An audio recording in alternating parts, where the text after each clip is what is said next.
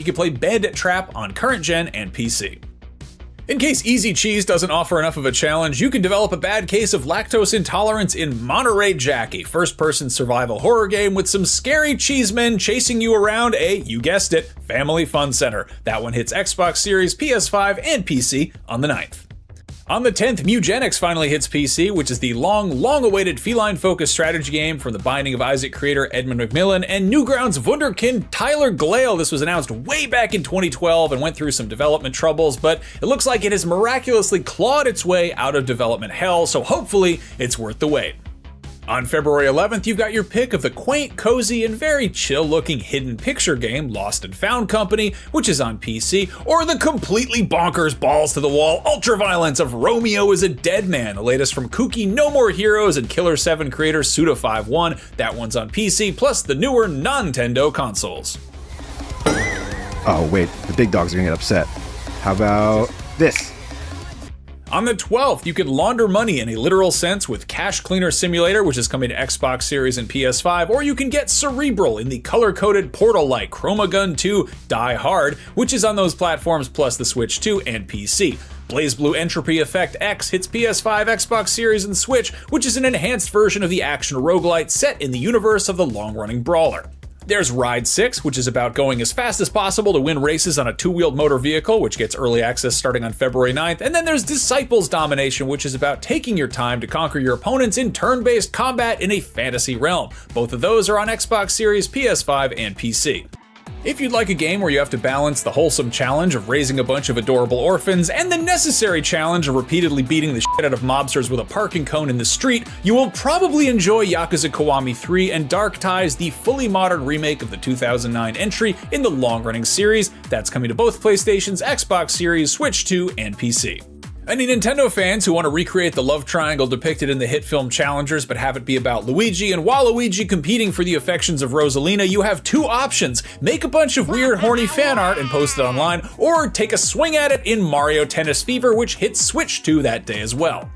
If you find yourself stranded in the wilderness, you can kill time until the search and rescue team shows up by playing the 2013 Tomb Raider reboot on your Android or iOS mobile device. Hopefully they find you before you suffer any of the horrific deaths that Lara Croft is subjected to by anybody who is bad at this game. On February 13th, High on Life 2 does what not enough video game sequels do, which is stick to what worked the first time around, but adds skateboarding. What other games have taken this approach? I don't know. Grand Theft Auto San Andreas, Metal Gear Solid 2 Substance, probably other games. In any case, if you slept on the first game, the hook here is it's a first-person shooter Metroidvania in which you play as a space bounty hunter in a galaxy where aliens are harvesting human organs for medicinal purposes. In the first one, it was for the sake of recreational drug use, but this time around, the intergalactic pharmaceutical industry is getting in on the action. Also, your guns are all talking aliens called Gatlians, voiced by a bunch of stand-up comedians. It's a good time. That one's on PS5, Xbox Series, and PC. Oh God, I can't wait to kill this guy. So annoying. If you'd rather have a bad time in a fun way, there's Reanimal that day as well, which is the latest puzzle platformer horror game from the team behind Little Nightmares 1 and 2. Those games managed to be plenty creepy with a T rating, and this one is going full M for mature, so I think it's gonna get real dark. A lot of video games will throw a catchy song over their trailers to get people hype, but Reanimal's pre-order trailer decided to forego that for Queen Elizabeth II's 1940 wartime address to British children in the wake of the Blitz, which sets an extremely foreboding tone. That one is on current gen and PC. Equally disturbing in a very, very different way is Screaming Head, a surreal MS Painterly 2D platformer that hits PC on the 16th and threatens in its official Steam description to make you rage, suffer, and bite your gamepad in frustration. On a more chill note, there's also Astro Botanica, an alien survival farming game which is coming to early access that same day. Calamity Angels Special Delivery sounds like something I would say to my wife and daughter when putting a plate of bagel bites down in front of them during a particularly chaotic movie night, but it is in fact a JRPG with a board game twist about managing mail carriers. That one is on the PlayStations and Switch with a PC release on the way. On the 19th, PC players also get Dead in Antares, which is a brightly colored turn-based survival management game with a dash of RPG where you are in charge of the well-being of the unreasonably attractive crew of a spaceship that's stranded on an alien planet. If you want something equally colorful but a little more fast-paced, there's also the open-world 3D platformer Demon Tides as well, which is the follow-up to Demon Turf. Finally, on the 19th, there's Styx, Blades of Greed, the latest entry in the stealth series about a weird little dude creeping around doing all sorts of sneaky mischief. That one's on Xbox Series, PS5, and PC. On the 20th, East 10 Proud Nordics is the enhanced re-release of the 2023 JRPG, which puts to rest the old saying, Viking never strikes twice. That's the saying, isn't it? That's not a thing! In any case, that's on PS5, Switch 2, and PC. The logo kind of reads like Tom Clancy's Rainbow Six-Mobile, which conjures up imagery of a luxury vehicle outfitted with various tactical aftermarket parts that the late author could use to get himself between book signings, but it is in fact Rainbow Six Mobile. And on the 23rd, the hit Ubisoft 5v5 shooter gets a streamlined portable version for you to play on the bus or the John or wherever you may find yourself that you wouldn't be playing the regular version of this game. On the 26th, there is Tokyo Extreme Racer, and to be perfectly honest, it is very unclear what this game is about. If I had to guess, I think you drive some sort of motor vehicle. Looks like very fast. Could be slow, not sure. Some speed in or around a major Japanese metropolis, I think. I'm sorry, I'm not more help on this one. That one's on PS5. You got to figure it out for yourself. No Sleep for Kaname Date from AI The Somnium Files is an ironically soporific title, but if that 15-syllable serving of word salad doesn't make you nod off, there is a bonkers-sounding visual novel adventure involving alien abductions and escape rooms and other mysteries to lose sleep over. That one's already on Switch and PC, but on the 26th it hits Xbox Series X and S and PlayStation 4 and 5. Visual novel adventure fans are eating good that day, and Switch also gets Path of Mystery, A Brush with Death, which involves two comely anime youths solving the 30-year-old murder of a landscape painter, that old chestnut, and along the way they will encounter some throwback 8-bit sequences that attempt to make us forget that the mid-80s were actually 40 years ago, not 30. I done the math. Checks out. If you're old enough to have fond memories of 90s arcades, you'll be happy to know that a trilogy of classic shmups are getting a nice new collection in the form of Raiden Fighter's Remix Collection, which does in fact feature remixed music, as well as some new features and quality of life improvements. That's on the PlayStations and Switch. And then, on February 27th, the wait is finally over. That's right. Tales of Berseria has finally been remastered. Experience the 16th one-of-a-kind experience in this long-running JRPG series, overhauled and enhanced for current-gen consoles and also Switch. Congratulations to all the Berseria fans out there living their besteria lives. Okay, I'm kidding. With all due respect to Tales fans, you and I both know that Resident Evil Requiem is the biggest game dropping this month, and it's hitting PS5, Xbox Series, PC, and Switch 2 that very same day.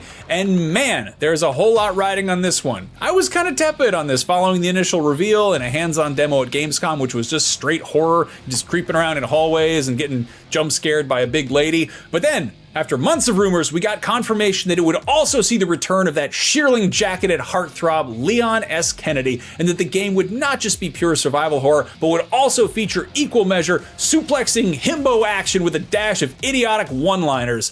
I think I want a second opinion. Man, I'm excited for this. The series turns 30 this year, and its first 10 years saw it practically invent the survival horror genre, and then its second decade had kind of an identity crisis because RE4 changed the recipe to something action-focused and did such a good job doing it, and luckily, it eventually got back on track with that 1-2 punch of soft rebooting the franchise with RE7, and also playing the greatest hits with great remakes of 2 through 4. And now, Requiem is setting out to sort of tie all of that together. Will it work? I don't know, but I'm excited to find out. And I love that just Leon shows up in his fucking Porsche and he starts kicking zombies in the crotch and like smashing their heads open and stealing their chainsaws and just saying stupid shit.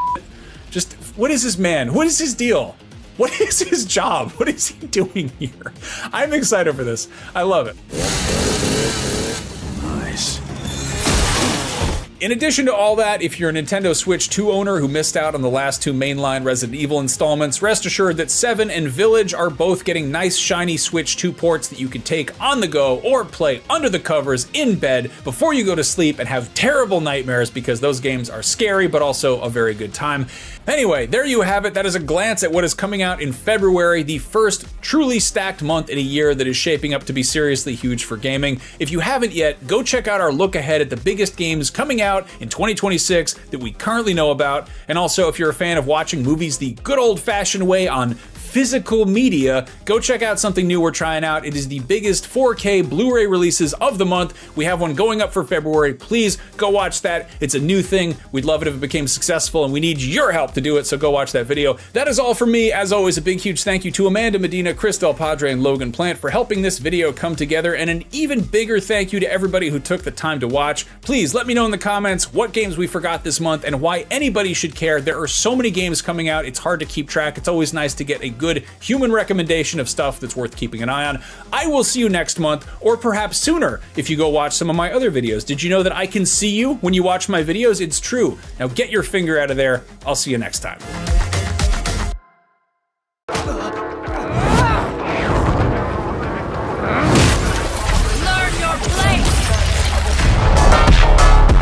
They are soldiers and warriors that basically have seen it all. You're in deep shit if they show up. The Viltrumites are completely and unequivocally bad news. You're an open. Answer our questions and we will consider sparing your life. That is not your style. Isn't it kill first, ask questions, never? So the Viltrumites come from planet Viltrum. Their goal is to conquer. They're brutal, they're ruthless, they're insanely powerful. They're very strong personalities, very strong identities, but they're also always pointing back to the Empire. There's basically just a deeply evil empire behind the Viltrumite message. I mean, everybody just gets jacked up by Viltrumites. Alan, when he gets his eyeball popped out, is pretty brutal. We have Omni-Man, we have Thula, we have Anissa, and we have Lucan. We were very mindful about how we can differentiate them from each other in a way that doesn't feel like they're copy-pasted. They have plenty of identity per Viltrumite, and I think people will have fun like finding which ones really feel good in their hands. All the Viltrumites are awesome. They all have their unique looks and play styles. Who are you? My name is Anissa, and I'm an agent of the Viltrum Empire. Anissa's intense. No nonsense and precise. The stoic nature to her. Anissa is one of the biggest believers in the Viltrumite message. She's drank the Kool-Aid more than anyone else. How little you know of your own people. They're not my people. Oh, we are your people.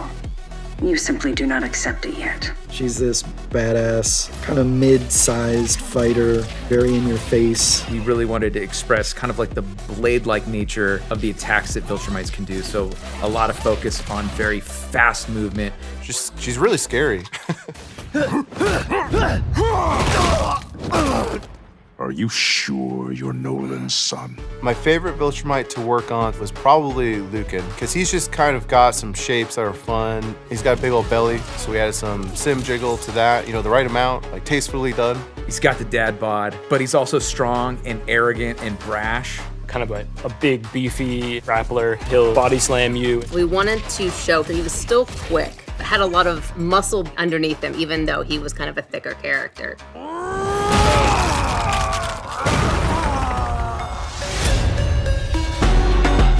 Lucan is a fantastic grappler. He can put a lot of fear into your head and dread. As a true grappler, you can't block some of his attacks. He feels particularly like threatening to get in his attack zone, in his melee zone, because of how quickly he can just kind of snatch you towards him. He's actually one of the more mobile characters in the game. His special is that he'll grab your character, bring you up into the air with him, because he can actually fly, and smash you back down into the ground, which is terrifying to play against. His belly, his dad bod, is also a weapon. You can throw that into chains. It'll allow you to continue combos, and the boosted version has super armor on it. The belly flop, I mean. He grabs the defender in the air and then does this like belly land on top of you. It's fun because it's an attack that even if it misses, it still has a fun character and flavor to it.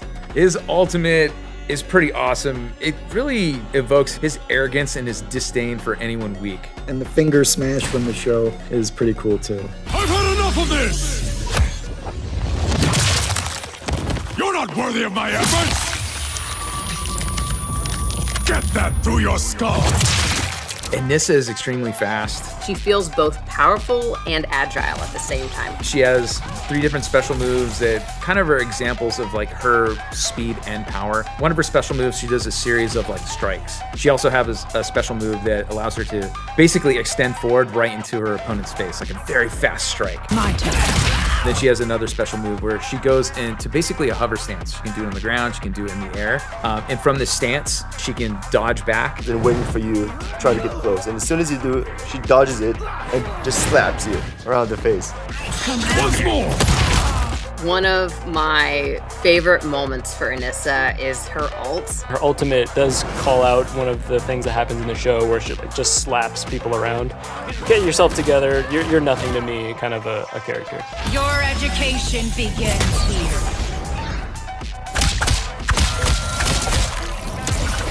Learn your place.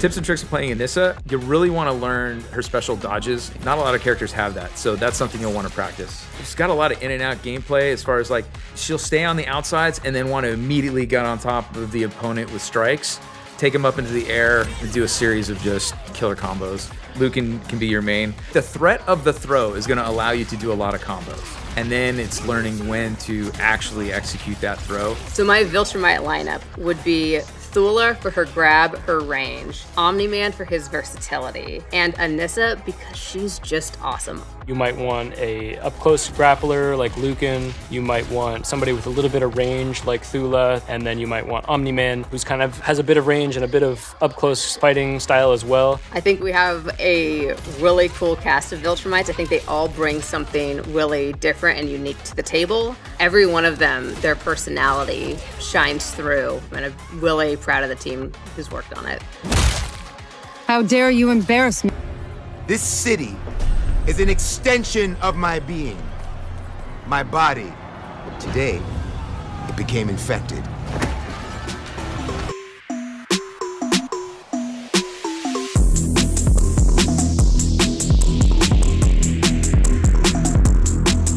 Well, he's definitely has the air of of a rock star,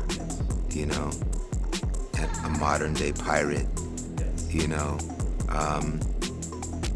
He's got very good taste. He likes nice things. As rough as of a side that he has a very sophisticated side as well. So he's an interesting character. I think my first memory of James Bond was when Roger Moore entered, and you had The Spy Who Loved Me and all of those. And then I discovered Sean Connery. After that, went back and saw all of those. But I used to go and line up at the theater, on the Friday night. The first night it would be in the theater, and go see Bond films with a friend of mine that I went to high school with. It was something that I was definitely into. I loved the movies, the character. And of course, through the years, it's been interpreted by many different actors, and it's always interesting to see their play. People have their favorite Bonds, who they consider to really embody James Bond. But yeah, that's when it started, junior high and high school. And also the soundtracks. Yes. The theme songs were always amazing. I mean, that one was Carly Simon, Nobody Does It Better. You go back to some of my favorites, Goldfinger, Shirley Bassey, Live and Let Die, Paul McCartney and Wings. I mean, they were always epic songs. Duran Duran, View to a Kill. Well, I was working with the directors, that were on the, they were. I was in New York City. People were all around the world watching this thing happen, and I can't remember where the director was, but they would give guidance. Try it this way. Could you slow down here? Could you, So it was a collaboration of just getting the rhythm, the tone. I mean, in this case, you really, since it's not a film, it's a representation of you. it's really all in the voice. It's really all in the voice. I am sometimes asked, Bafma, how is it that you hear every whisper in every corner? I've met some folks that are similar to his character. I grew up in the Bahamas as well as New York City. There were guys that had that vibe and that were doing things in the islands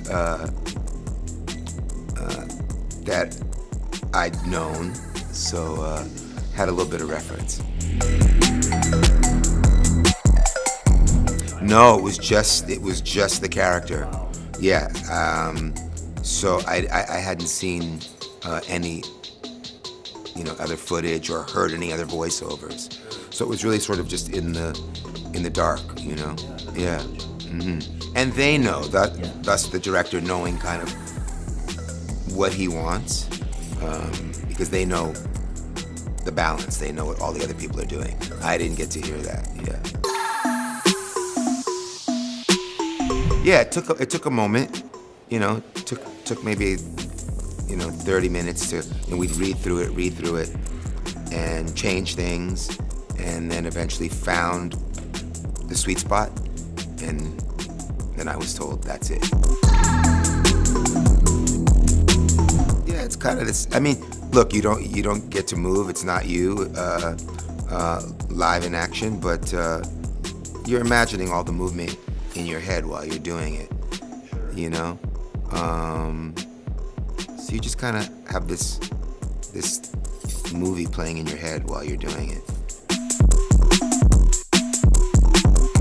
They had an initial idea, and then we sort of worked on it together, and ended up making him right. It was a little bit of a process, but it went down pretty quickly. They had their idea of color, the suit, then we changed the shape of the suit and the cut of the suit, added accessories, the tattoos, the gunshot wounds and the knife wounds and all the jewelry, and just built it like you would build anything for yourself.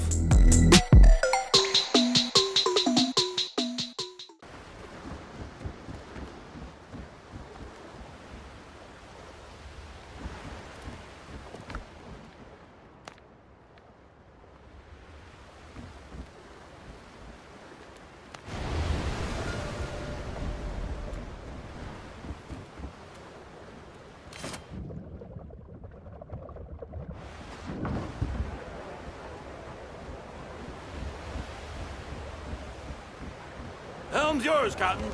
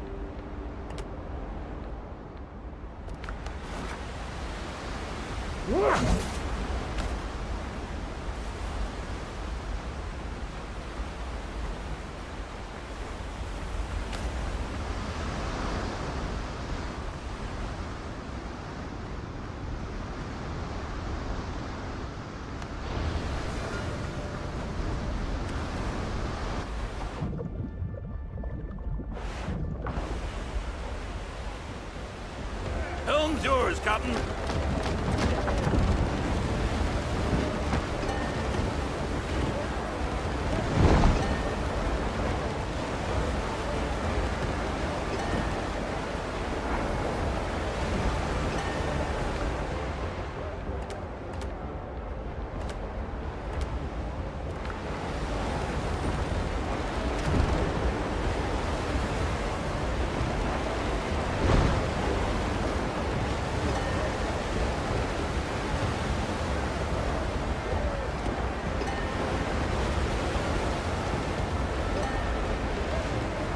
The cannons!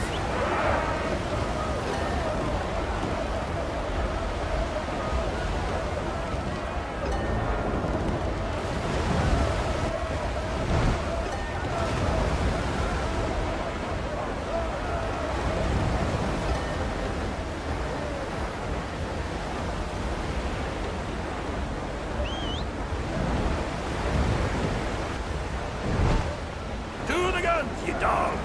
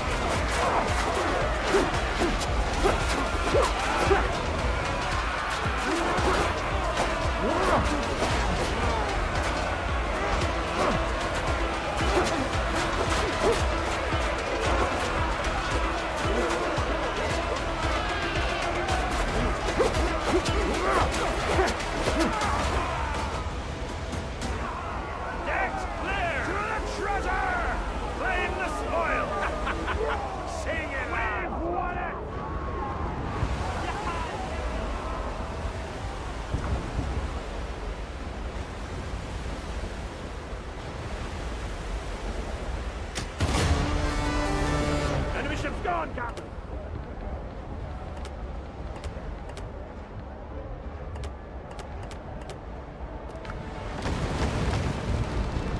Ship's under your hand, Captain.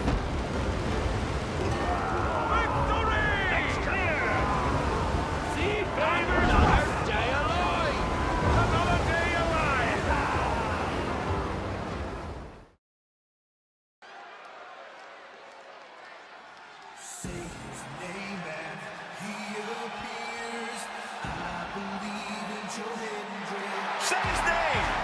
My God, man, these people love Joe Hendry. And he appears. The following contest is an I Quit match. There will be no pinfalls, no countouts, and no disqualifications. The only way to achieve victory is to make your opponent say the words, I quit.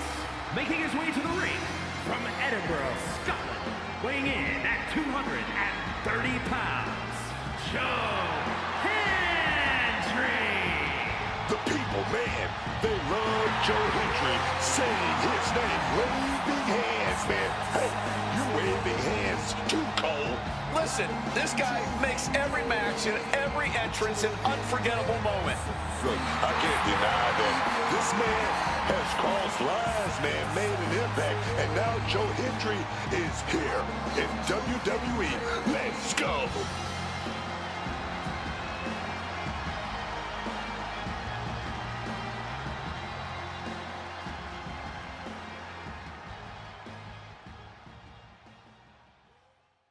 It has been almost 3 years since Street Fighter 6 was released, the latest entry in the popular Street Fighter franchise, and it's still going to be around for many years to come.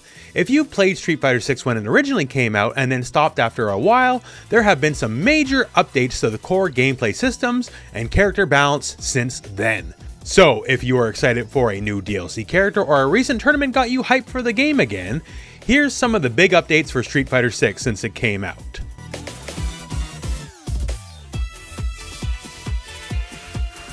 Street Fighter 6 has been getting a lot of new features added to the game beyond just the basic gameplay. We're not going to go into each of these individually because there's too many to cover, but over the last 3 years we've got new costumes, new UI elements, tons of new colors, emotes, playable arcade games, a whole bunch of customizable elements for your created Battle Hub characters, from emotes to pieces of clothing, etc, etc. One big new feature introduced in September of 2024 was the V-Rival mode. Here you could fight AIs that simulate real player tactics and strategies to help sharpen your skills to get ready for the intense world of Street Fighter 6 ranked play, or just to hone your edge if you want something more involved than just training mode. There's even been themed V-Rival challenges, like say Street Fighter 6 developer and pro fighting game player Woshige, or the legendary Justin Wong. For changes to the game since launch, some are universal, but some small changes like starting a combo with light attacks that will scale the damage more than it used to at launch, meaning you will do a bit less damage for starting combos with your fastest buttons. Other things like drive reversal being safer, although still not safe, on block. Some changes have had a more profound effect on the core gameplay, like the changes to the parry mechanic. Parry is one of the most important backbones of Street Fighter 6, and at launch it was maybe a little too strong, so it was changed in the following ways. One of the main ones is if you parry, your hurt box is widely expanded. What does that mean? Throws are the main way to punish a parry, and now you can throw the opponent from much further away while they are doing it. On top of that, the parry takes longer to recover than it did at launch, specifically 33 frames versus 29 frames, so it's much easier to punish if they whiff a parry. In addition to that, at launch you could perfect parry simply by performing a parry right before an attack hit you, regardless of whether the attack was a high or a low. This made it very easy for players to fish for the perfect parry timing. This was changed in the Season 3 update, where you must now aim your parry correctly by either holding down back to parry a low attack, or back to parry a mid or a high attack. Before, the perfect parry would trigger off of any attack. Now you have to actually know which moves are coming your way. These various changes made perfect parry more of a deliberate call out rather than just something you would toss out and hope for the best. Now, of course, Street Fighter being Street Fighter, there's also been lots of new characters and stages since the game has come out. As of the time of this video, we're currently in the 3rd season of the game, and we've had lots of new people show up, not the least of which we had first ever guest characters in Street Fighter history, as we had Terry Bogard and Mai Shiranui of Fatal Fury and King of Fighters fame show up.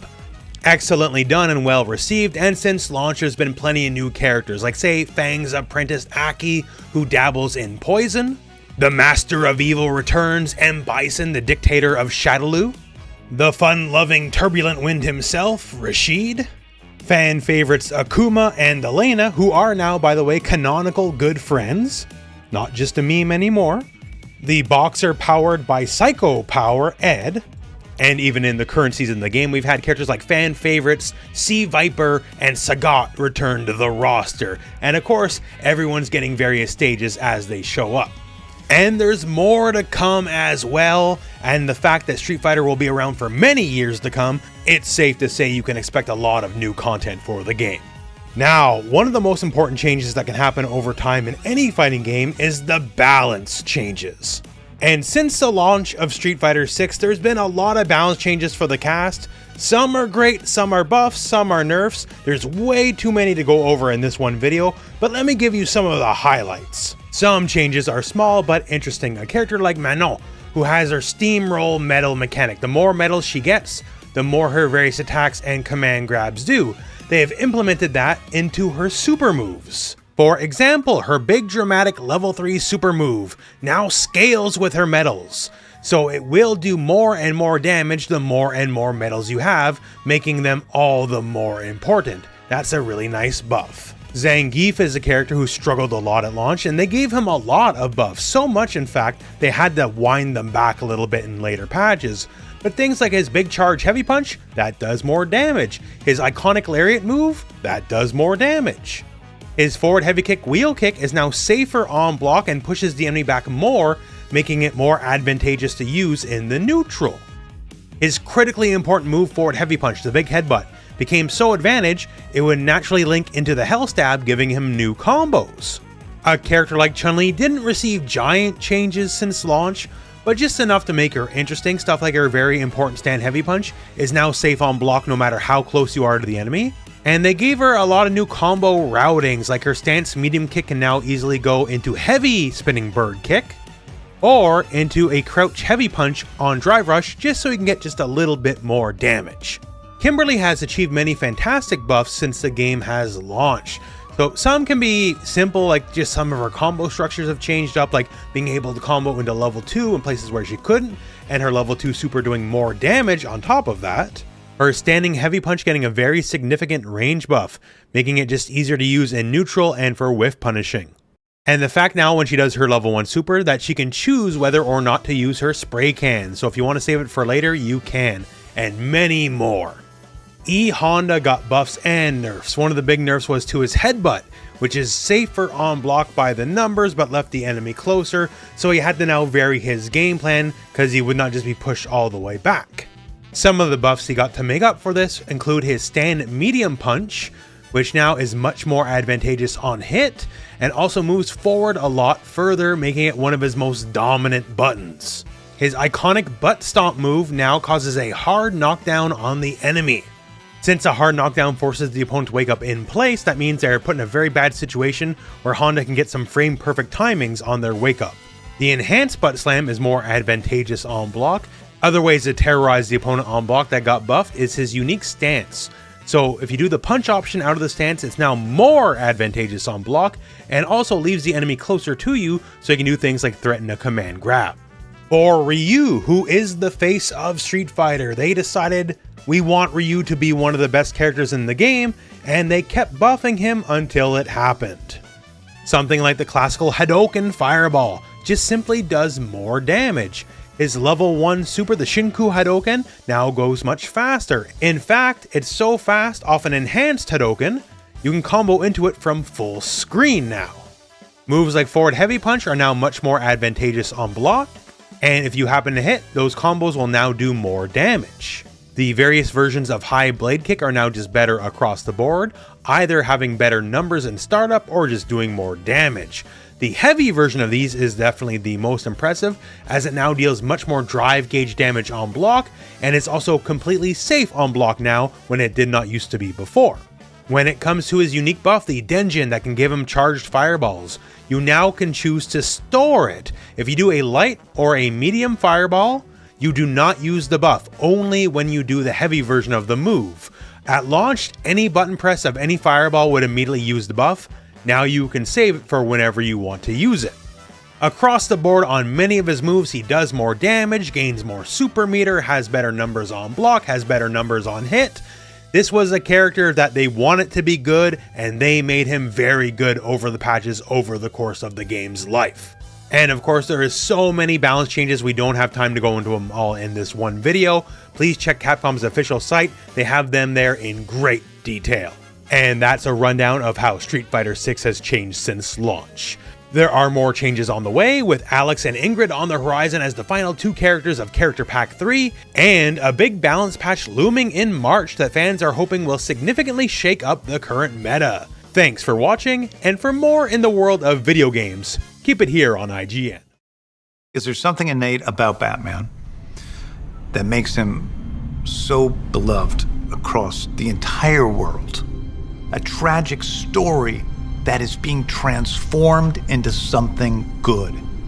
Or is it that Batman has attracted some of the greatest artists in all mediums, comic books, gaming, film, television, that have told a story about this character, and because of that, his legend has grown and grown?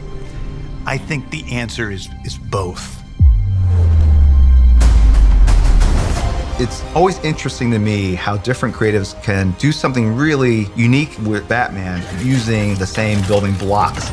Years ago at TT, we made the first Lego Batman game. That was so special for us. But now, with Lego Batman Legacy of the Dark Knight, we are able to draw upon the whole history of that wonderful character and distill decades of fantastic storytelling to really immerse players in the experience of becoming the Dark Knight. I took the liberty of making some adjustments. The nature, the tonality of Batman changed with the times. That's what keeps these characters interesting. When we were looking at bringing this into one narrative, we did a lot of research. We've pulled in all of these references from Batman movies and TV shows. Batman 89, The Batman, The Dark Knight trilogy, the animated series. We read every comic we could find. We had access to all the DC archive, and then putting down key, essential, iconic moments. That was our starting point. Everybody sees Batman in a different way. There's Batman as the do-gooder, Batman as the Dark Knight, this creature of vengeance. One of the many great things about Lego Batman Legacy of the Dark Knight is that it manifests all these different elements of Batman that we've loved over the years. People can experience this character maybe as fully as they ever have. Come on, Bruce, we'll be late for the movie. We start with young Bruce Wayne in the grounds of Wayne Manor, excited to go to the movies. Bruce! I need my outfit. Years later, we see him train with the League of Shadows and Nanda Parbat, and then return as a crime fighter to Gotham City, where he builds a new family of crime-fighting allies. This has some of the greatest supporting characters of any Batman story ever, starting with Commissioner Gordon, an undervalued Batman character, a character I love. Batman. In Lego Batman Legacy of the Dark Knight, the criminals become ever more colorful and crazed. Probably the coolest rogues gallery in all of fiction. Gangs of criminals equipped with weapons. So as the player progresses, they will learn the skills and tactics they need to really start to turn the tide of crime in Gotham. I need to become more than a man. I need to become a symbol. I love this combination of DC and Lego. I like them working together. There's something about Lego that just opens our mind to play and creativity and kind of our own personal artistic expression. It has that spirit of the Lego physical toys, having all these different sets, pouring them on the floor, mashing them together and telling your own story like we all did as kids. I think the creative, playful nature of Lego Brick feeds into how we work here at TT. This kind of wonderful medium, harmonizing and visually bring it all together so it's cohesive. We've worked with TT Games for the longest time. There's a almost tactile feel to their games that makes it feel just right. They are able to create the diversity, the density, the beauty in some ways of the world of Batman through the vocabulary of Lego bricks. In this title, more than any of our others, we were really conscious about an engaging and dramatic story. Some of the best comedy sits in those dramatic moments. The comedy always drives the narrative. It never interrupts it. Hey, free! What? I love when a story defies expectation. I love the fact that we're going into Lego Batman. It actually has real emotion and stakes. Lego bricks as a medium changes the lens. It's adding a more playful aspect to it without taking away the main story. It's almost like a mosaic. When you come up close to a wall, you go, that's a Lego brick. You pull back and now you're in Gotham City and it feels and looks like Gotham City. For this game, we've strived to achieve a whole new level of detail. The surface imperfections of everything has been enhanced a lot. The small weave on the capes, the water droplets, how the rain runs down a character's face or on the Lego vehicles. Every small detail we've pursued to make sure we're clearly visually better than what we've done before. You're in a world of Gotham City that is more alive and rich than any environment we've ever created. We know Gotham has had a history, so we built this layered experience, and that kind of helps with our mechanics. The traversal of the city is just way beyond what we've done before. We really wanted to make sure that players could grapple and glide around Gotham City with that same mastery that Batman has. Being Batman, you get to drive the Batmobile. Weaving in and out of traffic, hitting the boost, trying to control your speed. In the cityscapes, there'll be these alleys and these hidden rooftops and hidden areas where crimes will be taking place. And it's on you to go and find those locations, discover new things, and protect the city. Who are you? When we're doing the testing now, it's fantastic to hear the feedback where they're saying, you feel like you're Batman. You are coming out of the darkness and taking the baddies down. It is incredible how immersive it feels. Like they've brought so many nuances and details of the world of Batman to life through this game. And the fact that you can do it with a friend or a buddy as a dynamic duo in the same room together, I think people are just gonna be blown away. The big part of the success with Lego brand is stories and experiences connect from one generation to the next. I mean, I'm excited about all the people that have never experienced Batman in any sort of personal way, being able to play this game, and now they have their own connection to Batman. They have their own connection to the DC universe.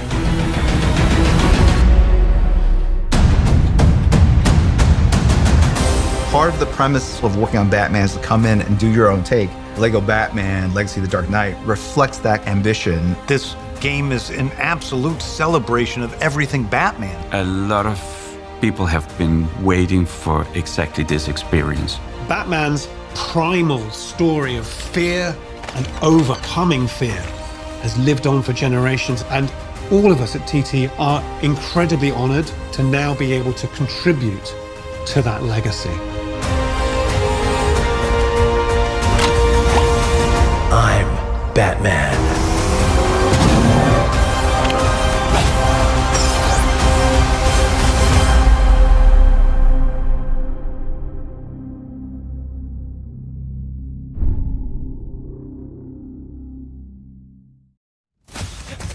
IGN Fan Fest 2026. The biggest names in games and entertainment heading your way.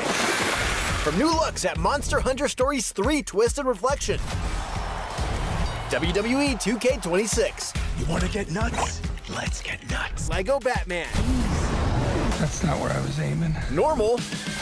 And more. IGN Fan Fest 2026 kicks off right now. What's up, everybody? Welcome to IGN Fan Fest 2026. I'm Damon Hatfield. And I'm Kim Horcher. We have a super fun show lined up for you, and if this is your first time joining us for one of these, it's basically all the best parts of a comic convention or a big gaming event from the comfort of your own home. Of course, one of the best parts of going to conventions is buying cool stuff, and if you want to treat yourself to something cool while you're watching Fan Fest, we've got you covered. Over on the IGN store, you can find tons of shirts, gear, collectibles, vinyl, and other cool merch based on your favorite games and entertainment like Expedition 33, Fallout, and a lot of exclusive items you won't find anywhere else. See for yourself at store.ign.com. If you're looking for something to play that also supports a great cause, IGN's sister site Humble has an awesome curated bundle of PC games right now that includes Kill Knight, Inkbound, and Osmos, just to name a few. And now it's time for IGN Fan Fest, a show so big that we've brought in some very special guests just to introduce it all. Give it up for the stars of Women of Wrestling, Sibley Skulls, Candy Crush, and Coach Campanelli.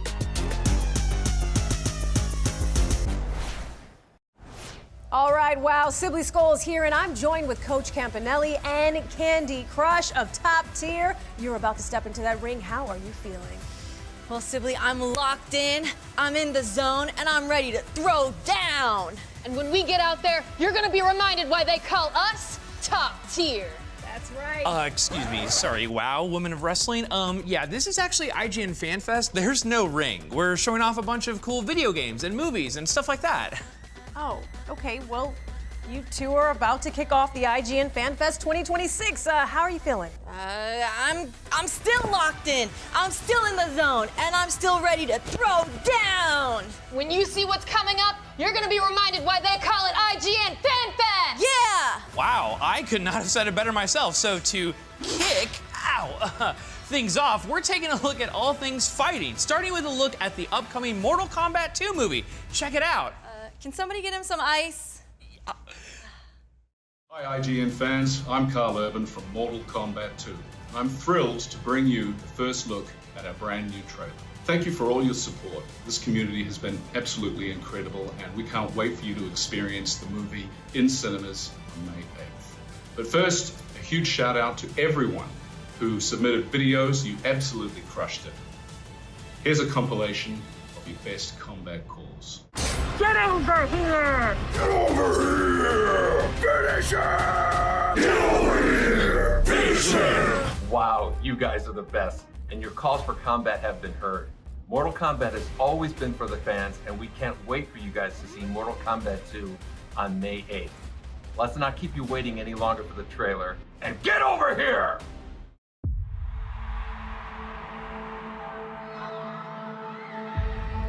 You want to know what makes a hero? It's not destiny. It's not something you're born with. It's searching for greatness. Johnny Cage, you have been chosen for Mortal Kombat. Then realizing you've had it in you this entire time. Whoa! I really don't feel comfortable hitting a girl. Don't worry. You won't. Yo, send me back. I want to go back. The rules of the tournament are simple. Our fates would not be settled by the size of our armies. They would be decided by combat. I'm not some great warrior. I'm not some champion. This is a war for the fate of your world. Finish him! Me?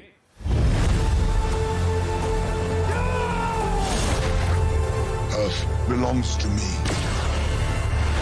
We do not kneel!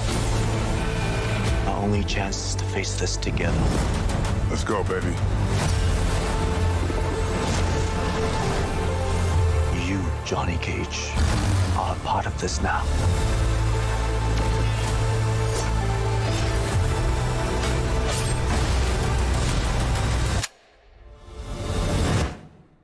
It's showtime. Get over here!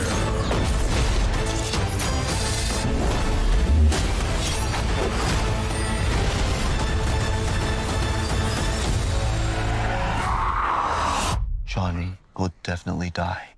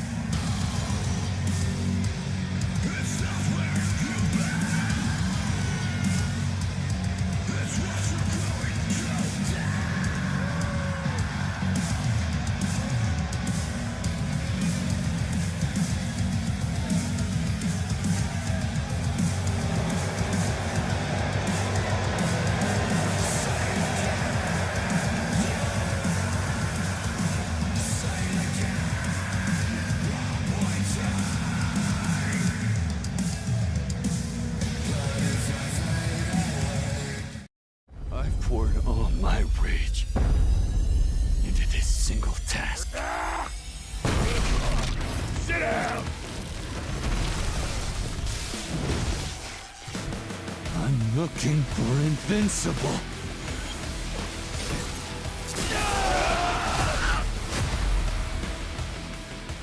Not listening! All of you are guilty of something. Die! Die! You gotta cool it, dude.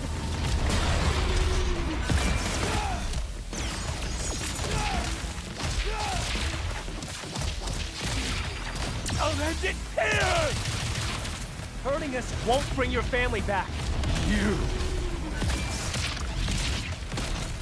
I'm not finished! This is all your fault! For the pain you've caused, the people you've hurt! Die! You can't keep getting away with this!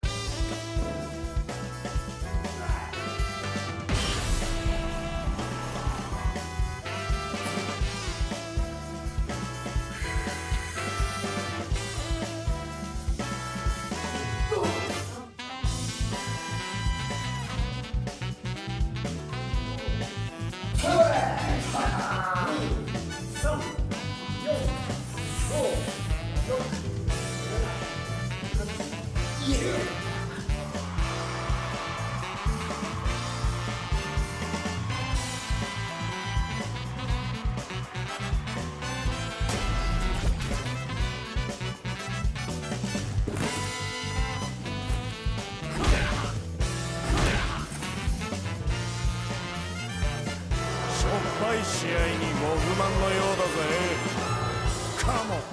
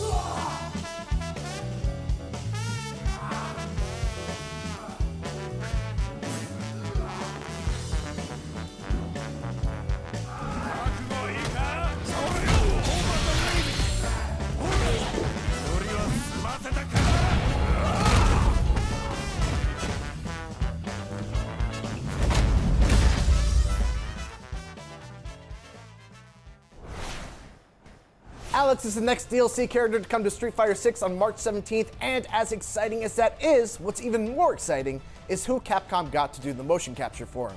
He is a former AEW World Champion, International Champion, Tag Champion, Trios Champion 2 times, on top of a multitude of other titles won all across the world.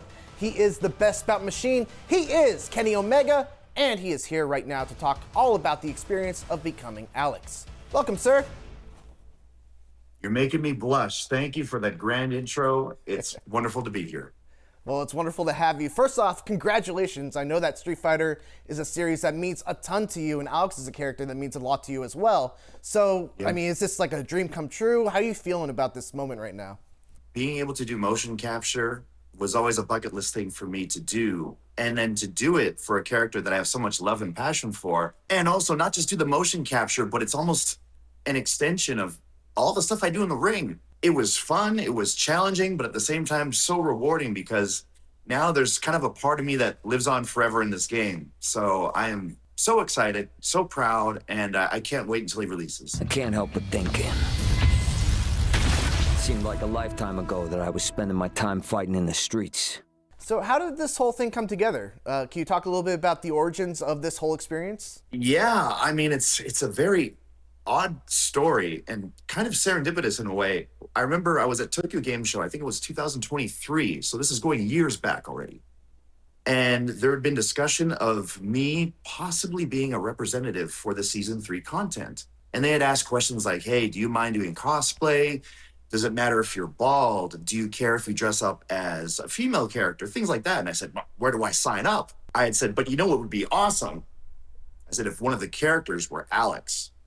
They kind of had a grin on their face, kind of telling me without telling me that, yes, Alex is going to be a character. And then finally, when the news broke and they told me, okay, we signed the NDAs and we know who the characters are, Alex will in fact be one of them. And they said, for you being such a good sport, it'd be cool if we, put a move of yours in, maybe 1 or 2 or a taunt or something. I had said, wow, that would be great. I don't know when I could fit that into my schedule to do the mocap for it.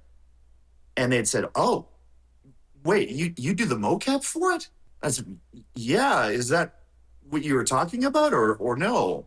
They said, oh my, if you would do the mocap for it, that would be awesome. And so a misunderstanding on my part is what led to me actually going to the studio and doing a slew of mocap for the character. If there was ever a better time to be stupid, that was one of them, because it worked out in my favor completely to not understand what they were talking about in that moment. So because of that one discussion, I got invited back to the next year's Tokyo Game Show. And then before doing the game show, I stopped over at Osaka, where they do the mocap for Capcom. And we hammered it out in one day. It was a grueling 10 or 11 hour shoot. I remember losing like 8 or 9 pounds of water weight, but it was so worth it and so fun. So you mentioned that mocap was a bucket list dream for you. Was the experience different than you expected, or was anything about the whole process that surprised you? What was surprising was how open they were to suggestion. It was always an open dialogue. Hey, like, if you want to tweak this move, or if you have any idea as to how to make this better, or how to make this feel more Alex, or how to make this feel more like you, they were opening to listening and opening to making multiple variations of maneuvers and specials and normals and things like that. That part I thought was really nifty. I know that in other games, it's just, you got to do it this way. This is the way we want it. This is the way it has to be. And until we get that way, you're going to keep doing it. But it wasn't like that at all. It was a mutual relationship of making this character together. That made it a lot of fun too. It was just being able to throw out suggestions and have them actually listen and have a discussion. Does this work for the game? Can we make this work? And some of the ideas, were left on the cutting room floor, but for the most part, it's really cool to see that a lot of the ideas and a lot of the mocap that I did do that I suggested were actually used, because it was all a big mystery until the unveiling of Alex's gameplay trailer. So how extensive was the actual capture session? Obviously, we see a trio of your signature moves in the alternate level 2 super, but beyond that, how much of you is actually in this character? I would say most of his big buttons were me. A lot of some of the lights and such, someone else had done them. We had a very talented group of people. It wasn't just me there. It was myself. It was my good friend, Michael Nakazawa. They had a contortionist there just in case I really needed to fold someone up. and I unfortunately had to. There was a decorated amateur wrestler and mixed martial arts fighter as well. There was a team of all of us. They used me as much as they could for that full 10 hours or so. Whoever remained came back the day after, and I guess just hammered away what was left. So talking about that motion capture session, Capcom was actually gracious enough to provide us with some of the behind-the-scenes footage of the mocap recordings, along with the final product. So I was wondering, Kenny, if we could show you some of these and have you react and give some insight as to what went down for all of these. Yeah, please, sure. I'd love to see it. All right, so here we have the walk-in animation after you select your character. Can you go a little bit through what your direction was for this? So, there was no direction, actually. It was, we'd almost wrapped, and I was almost ready to take that suit off, and it was just soaked with sweat. Everyone's all tired, and I said, like, hey, is there a chance that maybe I could do, like, the intro part? And like, what do you mean, like, the intro? Like, the character intro when you're on the stage? I'm like, no, like, the yeah part. Like, the yeah. And like, oh, yeah, let's do the yeah. And I said, is there anything in particular you'd like Alex to do? And he said, no. He said, he's a heel. Or in wrestling terms, a bad guy. He's a bad guy, do bad guy stuff. So I was able to do my one taunt that I always do in my matches before I do my, shaboom. I did like the fainting of the, hit a fan, like, no, don't get near me, don't touch me.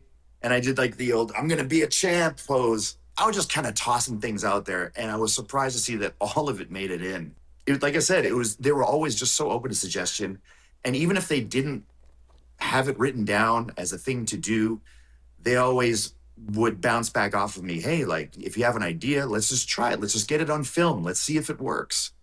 And we tried so many things, and I'm sure some of it will never see the light of day, but to get all of those opportunities to do the intros, the moves, the supers and all that, and have various options and things, it was such a fun experience. It was tiring, but so rewarding. Is it weird or different to do this kind of stuff in a capture studio versus doing it with a live audience where people are reacting and you're feeding off the energy of the fans? I would have said yes, but I think because of COVID, I got used to wrestling and performing in front of no one. It reminded me of kind of being back into an empty arena and just having cameras all around me, but there's no sound.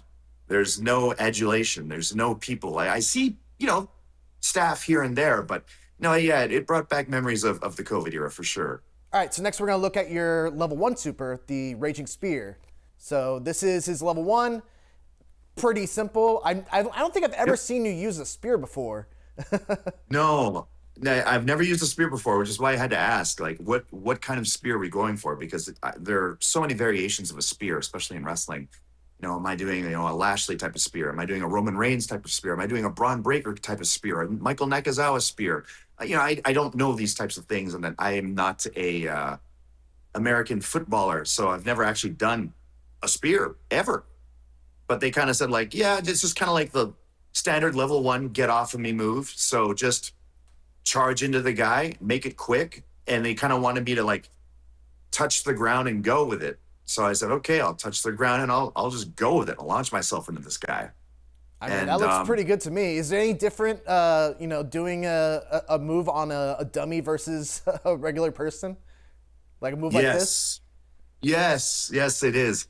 There were so many times, I don't know if you have the footage of it or whatever, but things like clotheslines where you have to do, 50, 60, 70 clotheslines, full blast. I feel like, man, I started to develop this, like, a bruise in my forearm and in my bicep. I was like, I don't want to tear anything, but I want this to look good. So I'm just reefing on this dummy over and over and over again. And it doesn't react like a human would. So you can't, it's more stiff. It hurts a lot more, I would say, rather than like the soft tissue of a human body. Yeah, working with a dummy is much different than it is working with a human, and much different than working with a wrestler who's possibly trying to help you cooperate with the move. So we will get to those clotheslines, I believe, when we get to Special Art 3. But first, we got to look at Special Art 2, which is the big one. This is the Omega Wing Buster. So when you were initially, like, told about this super, like, did they tell you that you'd use the whole, trio of signature moves going into your finishing move, basically? They just kind of wanted to make sure that the setup and the move itself were included. And I said, well, this is normally how I'd set it up. And I said, I don't know how long this has to be, but it's sometimes can go on for quite a while. I don't know how many, like, I don't want fans of the game or people that don't know anything about me or Alex or wrestling to have to sit there and watch this super long animation.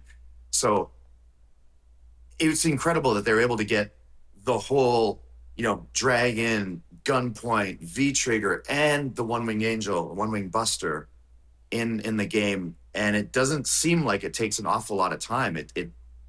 It's really seamless. They did a great job with it. How many times did you have to dump Michael Nakazawa on his head? So many to the point where he had to sit out for a second. Really? It was, I don't know if you can see it. Well, I guess you can kind of see it, but those mats that we're performing on there, there's next to nothing there. It's really hard. And I wanted it to look hard because if they put a huge crash pad underneath us, I would have lost my footing. It wouldn't have looked good. And Nakazawa, he's not a complainer. He'll take anything. He won't complain about strikes. He won't complain about taking any bumps. He doesn't mind if it gets dropped in his head or whatever. But when you have to do a thing 10, 12, 15, 20 times, it catches up with you. So we had to sub him out. And that contortionist I told you about earlier, he subbed in. And I just felt terrible because, this guy isn't a wrestler. I know he's flexible, but let's just do one really good one so we can just wrap it. I think I gave him the most devastating one-wing angel of my entire career, and I think that's the one we went with. So I felt bad for him, but he was, in the end, happy that that was the take that we used. All right, so let's take a look at the Special Art 3, or Level 3 Super. Now, this is the one you were talking about before. Oh, it's a chop, actually, not a clothesline. I did both a chop and a clothesline. The behind-the-scene footage that we got for this is just you doing the chop. Did you do any other kind of submission kind of motion capture, or were you told what the whole thing would look like? Yeah, it's actually quite interesting. The reference footage and the reference pictures that they had were submissions that Josh Barnett had used. Oh, cool. Which, another famous mixed martial artist and professional wrestler. So there's a lot of influence, not only from myself, but other professional wrestlers as well, going into this character. I used to do competitive jiu-jitsu as well, so I'm no stranger to submissions and how to transition in and out of them. There were a couple that I did not do. One of his, I think, standard throws, where he grabs a key lock and kind of trips him up. Mm-hmm. I think it might be his back throw. I did not do that one. A lot of the other stuff that I absolutely did, yeah. Finally, as a longtime Alex player yourself, how do you feel about some of the changes that they've made to the character, from him no longer being a charge character to now having 11 throws that come out of this prowler stance? Yeah. So part of the reason why I was hesitant to really devote myself to Alex in Street Fighter V was because he was a charge character. I'm not good at them, but I learned it just for the sake of being good with Alex. So for him not being a charge character anymore doesn't ruffle my feathers too much, but with so much knowledge to have to know with this character, that's the part I'm worried about. I'm getting old. I've been hit in the head numerous times. Is it going to even stick? Am I going to be able to retain all this information? I don't know. I can kind of be a slow learner at times with fighting games. So I will main Alex and I will be good with them, but I just don't know if I'll be good with them real soon. But I will be eventually. All right, well, I'm rooting for you, and that's all the time that we have. Alex comes to Street Fighter 6 on March 17th as the third character of Character Pass 3. Now, Kenny, normally the IGN host is the one to close out these videos, but I have to ask, because there's no one in the world who can do it better than you. Would you mind? All right, folks, thank you for tuning in. Hopefully you got a good little sneak peek at Alex. Hopefully you're looking forward to the character. Hopefully you're looking forward to Capcom Cup and everything that follows afterwards. Until next time, I must bid you adieu. So for now, goodbye, mwah, and good night. Bye-bye.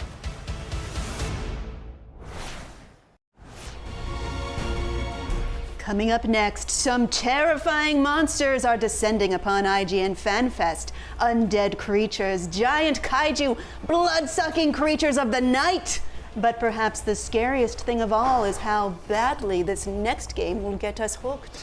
Because regular Vampire Survivors wasn't addictive enough, the developers behind it decided to make a game with similar amounts of roguelike chaos, but added deck building and dungeon crawling. Here's Vampire Crawlers, the turbo wildcard from Vampire Survivors.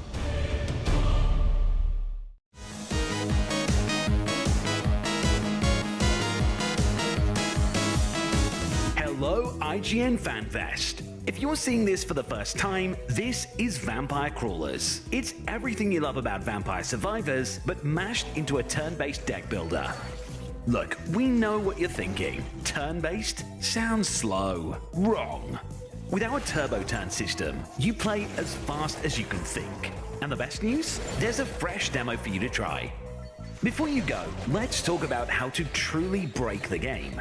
Gems. You find gems inside dungeons, in treasure chests, or even as level up options.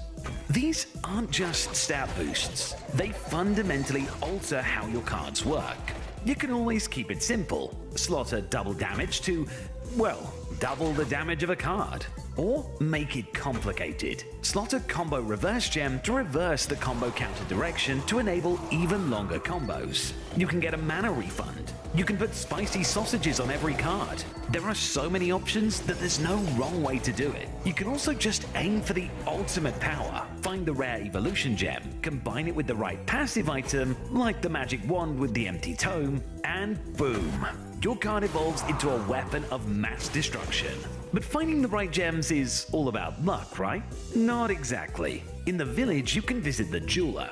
Here, you can alter the probability of which gems drop in the world. But the real game changer is next door, the blacksmith. Here, you can pay to add gem slots to your cards permanently. Even cards that start with 0 slots can be upgraded. Every time you find that card in a future run, it will have those extra slots ready to be broken. Why'd you want more slots? Combining multiple gems can create chaotic situations. Take a simple vacuum. Use the blacksmith to add a gem slot to it. Now add a return gem. When you play it, you draw your cards, but you also get the card back in your hand instantly. You can play it twice without breaking your combo, doubling your drawing power. Or look at this Santa Water. It's powerful but expensive. We add a reverse combo gem and a mana rebate gem. Now, you drop the heavy hits, you get your mana refunded, and you reverse the combo counter, setting you up to unleash a chain of smaller cards in reverse order to keep your combo piling up. And finally, let's look at these 2 duplicator cards. They both cost 1 mana. We add to both of them a gem that reduces their mana cost and a gem that says, when played, draw another of this card. I play one, I get the other back. I play it, I get the previous one back. Infinite value, the perfect loop. Or is it? There are so many combinations waiting to be discovered, and we can't wait to see what crazy combos you come up with. The Vampire Crawlers demo is available to play right now on Steam and Xbox. You are listening to The Failures, Album 8, Side A.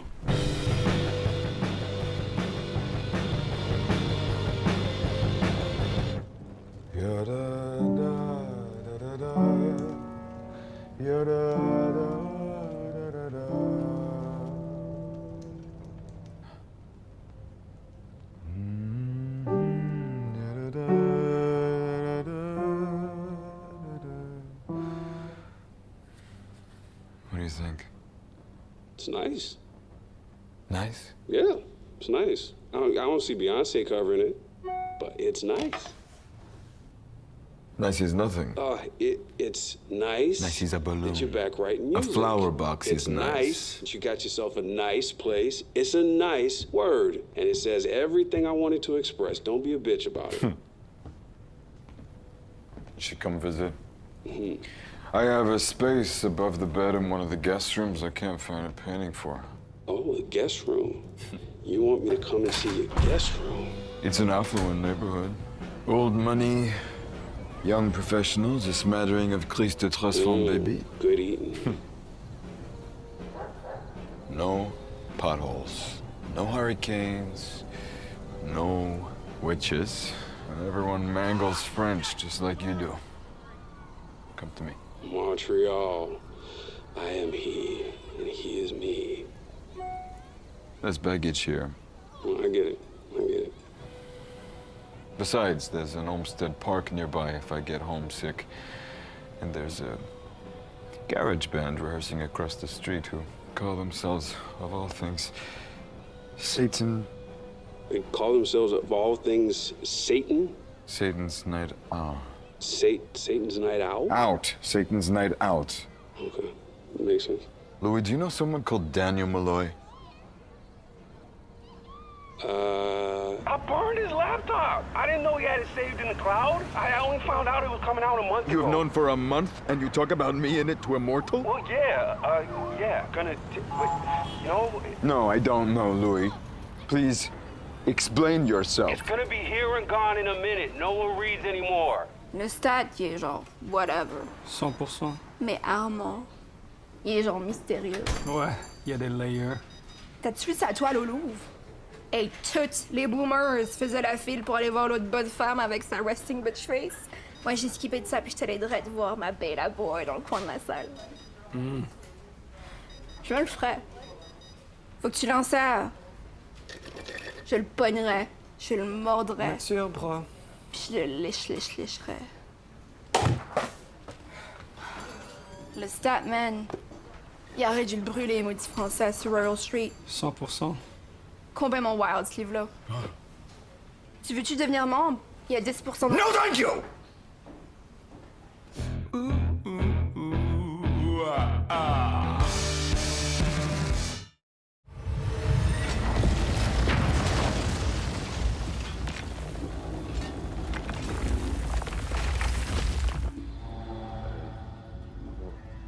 Wait, you don't feel it? No, Kay, I don't feel anything.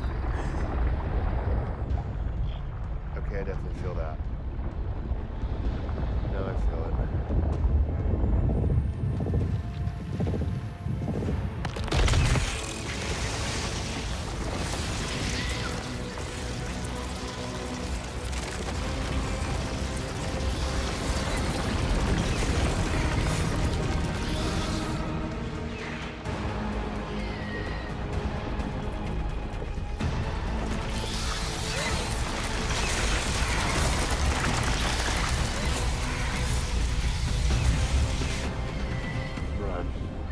Run!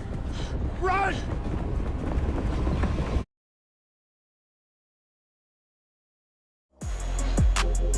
You're watching IGN Fan Fest. Remember that if you missed any part of the show this year, you can catch up quickly on IGN.com and IGN's YouTube channel. We'll be back with lots more IGN Fan Fest 2026 right after this break.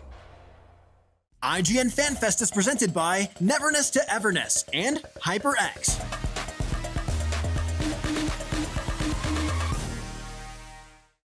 The average Cinefix movie list features nearly 100 different films and approximately 25 minutes worth of wall-to-wall deep dive analysis. To simulate that pace for this 30-second ad, we're featuring 26 different films, and before you say it, no, that math does not check out. We're not math people, we're movie people. We can't even count down from 10 without ending up at, like, 96. Subscribe to IGN Movies and TV for more Cinefix movie lists. Bad at math, great at movies. Can't find that final collectible you're missing? IGN strategy guides and interactive maps are here to help. One step at a time. IGN guides are trusted by millions, easy to use, and best of all, free. IGN has the very best, most complete and accurate guides for Shadow of the Erdtree, Baldur's Gate 3, Tears of the Kingdom, and so much more. See? It's good, right? Every guide is tested and verified for you by experts. Just search for IGN when you search for guides.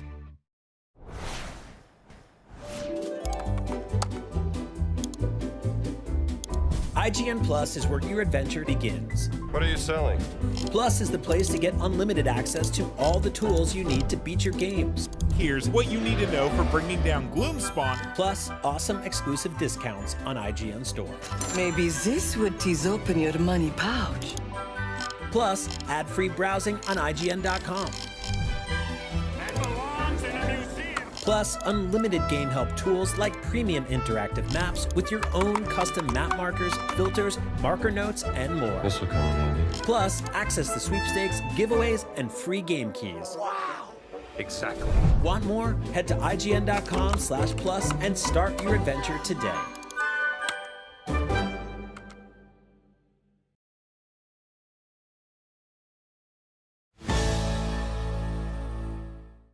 Oh, you're all still asleep. Wakey, wakey, Eractigino and Bakey. Eyes up, cadets. I'm Lieutenant Sylvia Tilley. I'm on rotation in the Beta Quadrant with the third years. However, per the Chancellor, this class has been mandated for you, so you get me early. Cadet Raimi, Lieutenant. May I ask what course this is? Theater. Oh my.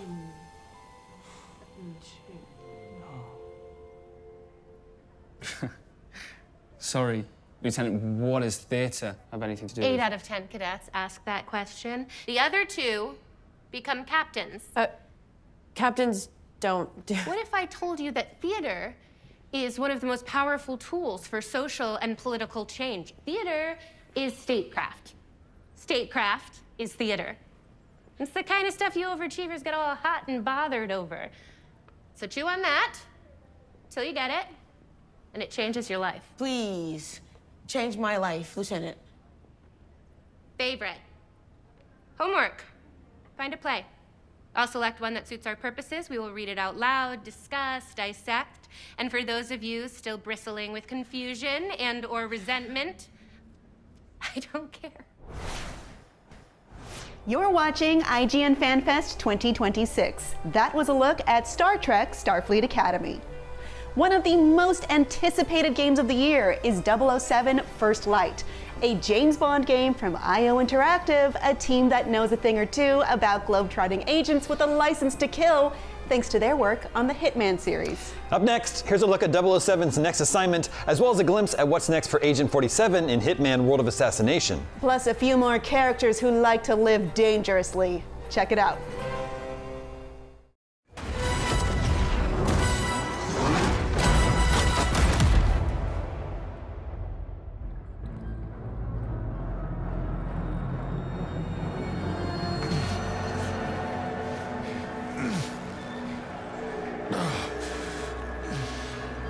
This is first.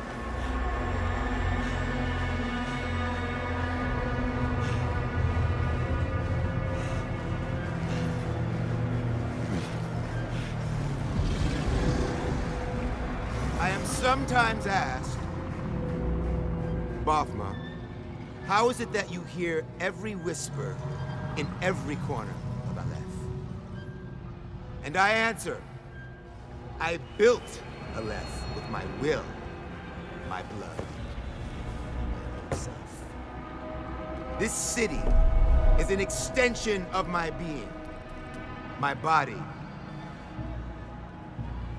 Today, it became infected. And as we all know, if an infection is left untreated, the body can become rotten, sicken, and die. That infection? Greed.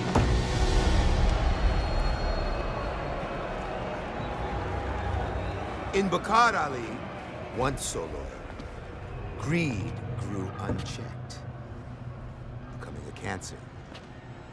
A cancer that threatened to weaken Aleph, endangering all of us, everything we have built.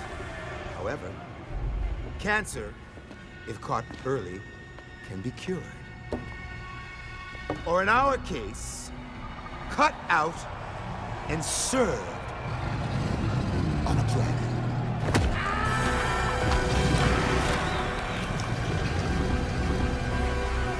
Easy, girls. Plenty of meat for everyone. Girls. Of course. Our old friend was just the appetite. Did you really believe you could come here and poison Aleph's well of trust? I think not. Now, you die.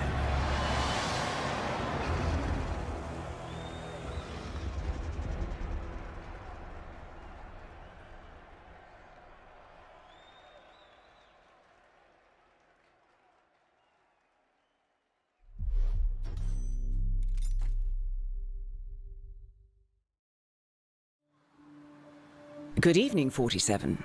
We have been tasked with eliminating Lilith Devereaux, the prospective new CEO of Ether Corporation. The target is currently attending an Ether fundraiser at the estate of parent company owner Gregory Carlyle. A relative newcomer to Ether, Devereaux has climbed the ranks quickly following the deaths of Neleus Duvall and Chief Scientists Silvio Caruso and Francesca DeSantis. Her meteoric rise has been generously sponsored by Gregory Carlyle, and there is rampant speculation in the business world that the two are having an affair. A faction within the Carlyle family sees Devereaux as a threat to their own power and has hired us to remove her from the picture. I have a sneaking suspicion of this being more than just a family feud. So be careful.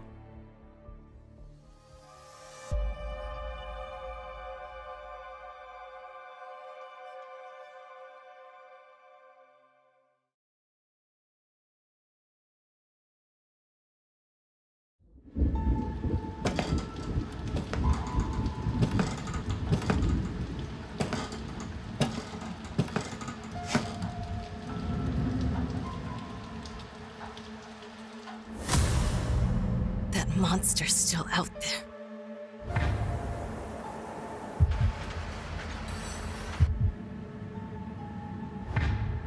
He has to die.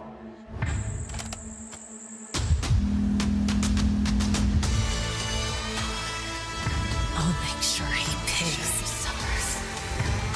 And nothing is going to stand in my way.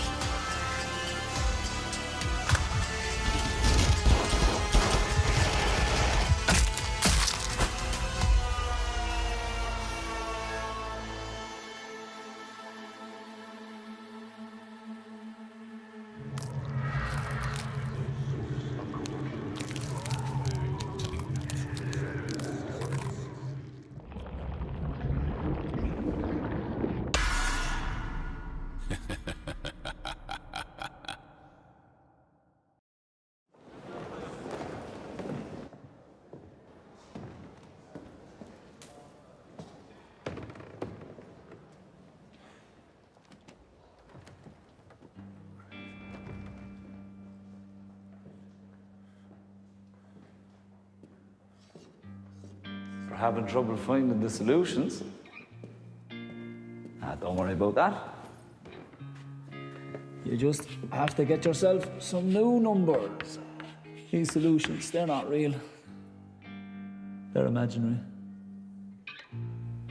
That means even if you can't see the target, you can still shoot for it. So you're a mathematician now, a porter, a waiter, a candlestick maker, and a kleptomaniac. What was a taker? Now a giver. Does Hodge's pocket watch keep good time? They say that it's the unconscious desire of every thief to be caught, that it's the fear of incarceration that gives freedom its currency. The fundamental fault of man is to think the enemy is external, not internal. Prison is in here, not out there. Hark at you with your art of war. James Moriarty. Sherlock Holmes.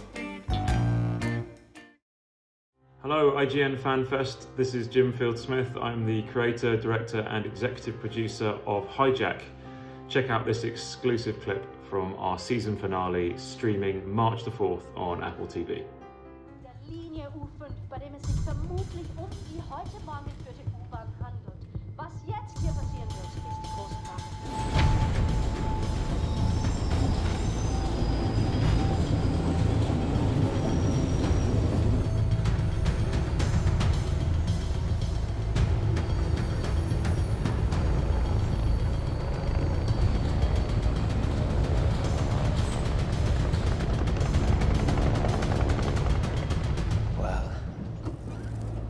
There's no going back now.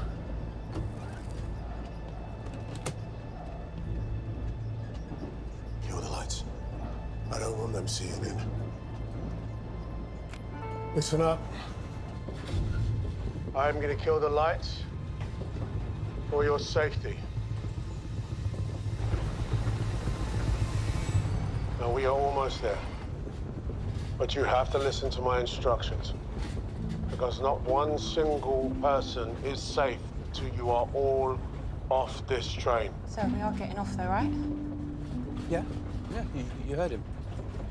We're just gonna have to stay calm. Now, I know that you have been on this train for a long time, but this is the end of the line. I swear on my life. Okay? You will get off. You will.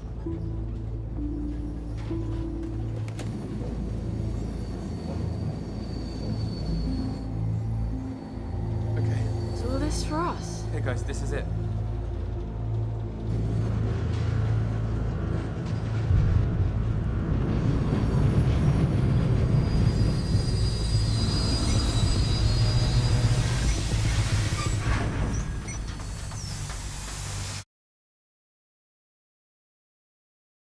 You just saw a bunch of really cool spies and action games featuring Hitman, 007 First Light, and more. We've got tons more awesome stuff coming up on today's show. In fact, there's so much that I can't even introduce it on my own. Give it up for my best friends at WoW, Woman of Wrestling, Simply Skulls, Candy Crush, and Coach Campanelli! Let's go! Top tier is here! Thank you. Well, listen, what's up, everyone? We are from WoW, Women of Wrestling, and this is IGN Fan Fest. And since we've made it inside of the hallowed sacred halls of the legendary IGN, we have only one question.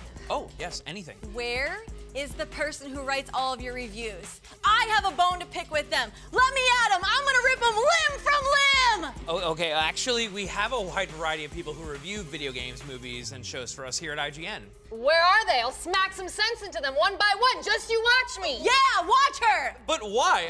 What did an IGN review ever do to you? Well, one time I had a game that I really liked and I was excited for, and you gave it such a low score. And you gave a movie that I didn't like too high of a score. And one time, there was this TV show that I thought was really good, and all my friends thought was really good, and you gave it a 7 out of 10. A 7 out of 10. But 7 out of 10 means good on the IGN scale. That means we agree. We also thought it was good. My bad. I guess I shouldn't have said things about ripping people limb from limb. I guess I'm sorry. Oh. It's just that a 7 is such a weird number. A 6 would be so much worse. An 8 would be so much better. 7, it kind of looks like a snake, but it means good. How does that make any sense? How are snakes good? Yeah! We don't review reptiles or snakes or anything. Look, I get it. It's a lot, and I'm just glad we're all on the same page now. Apology accepted. Do me a favor, though. I need you all to channel the same passion and energy to tell our audience what's coming up today on IGN Fan Fest. Okay, fine. Coming up in a bit, we've got a bunch of fantasy games, including Crimson Desert, Ark Survival, Ascended, and more! And after that, we're diving into survival games like Solarpunk, Going Medieval, and Everwind. But right now, get ready, because it's time to check in with some great titles with excellent animation. IGN Fan Fest 2026, it's a 10 out of 10! What did you say? It's an opinion. I could be wrong. We're the only 10 out of 10! Top tier! Who are the chicks? Ooh, those are two fine ladies you're holding. Ebony and Ivory. I based their portraits off of my own. Can't you tell?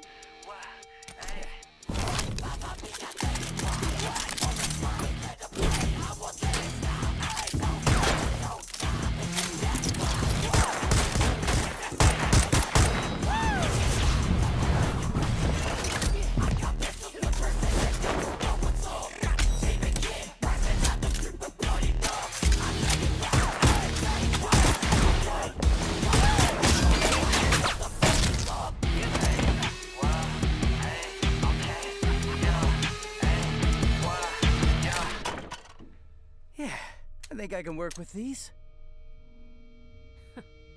Found your old mercenary alias. It's the most thoughtful gift anyone's ever given me.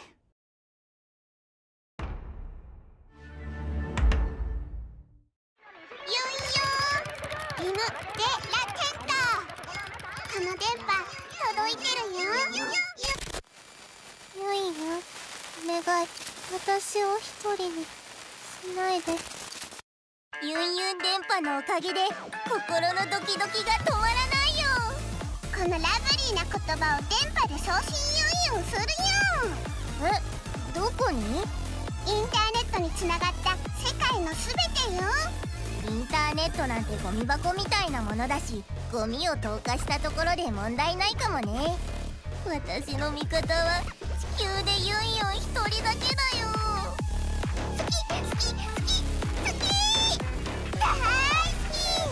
ユンユンの素晴らしさを理解できない世界なんてくるくるになってぶっ壊れたらいいのに。センター進って。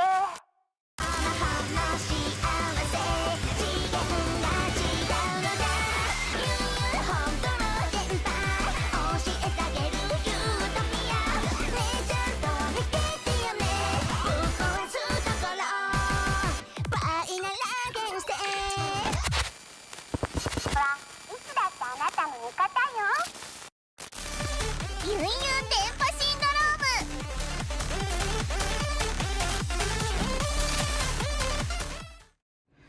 ハロー、とんがり帽子のアトリエで主人公ココを演じている声優の本村玲奈です。皆さん IGN ファンフェス楽しんでますか？イエーイ。はい、今日皆さんに一番初めに見てもらうためにアニメとんがり帽子のアトリエの特別映像を用意しました。とんがり帽子のアトリエは魔法が人々の生活にあふれている世界で魔法への憧れを抱く小さな村の少女ココが魔法使いの青年キーフリーと出会い、魔法に隠された絶対の秘密を知ってしまったことから魔法使いの世界へと足を踏み入れていくという物語です。白浜かもめ先生が原作を手掛け、世界中で広く愛され多くのアワードを受賞している大人気壮麗ファンタジー作品になります。とんがり帽子のアトリエは4月からクランチロールで配信開始です。楽しみにしていてくださいね。では特別映像をお楽しみください。それではどうぞ。いいな、魔法使いに生まれた人は。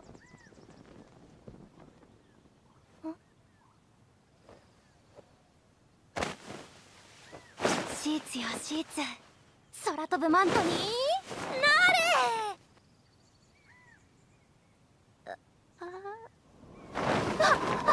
待って、ダメ、そういう飛ぶじゃないの。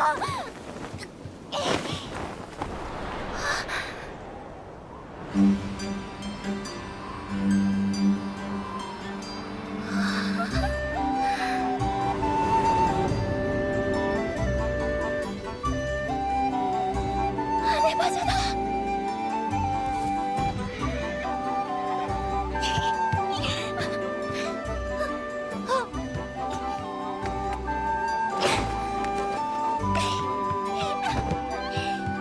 羽場所が降りるの初めて見た。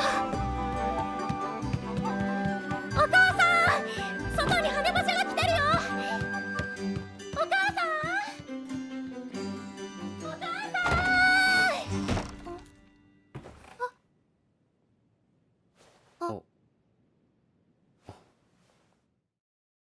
You're watching IGN Fan Fest 2026, the first of many amazing gaming and entertainment events IGN will cover this year.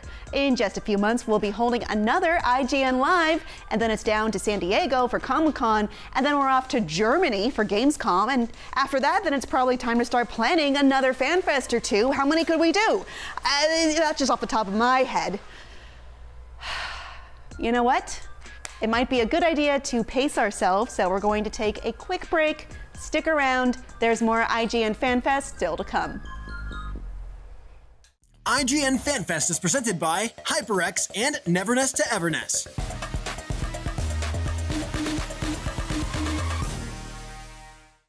The Cinefix Top 100.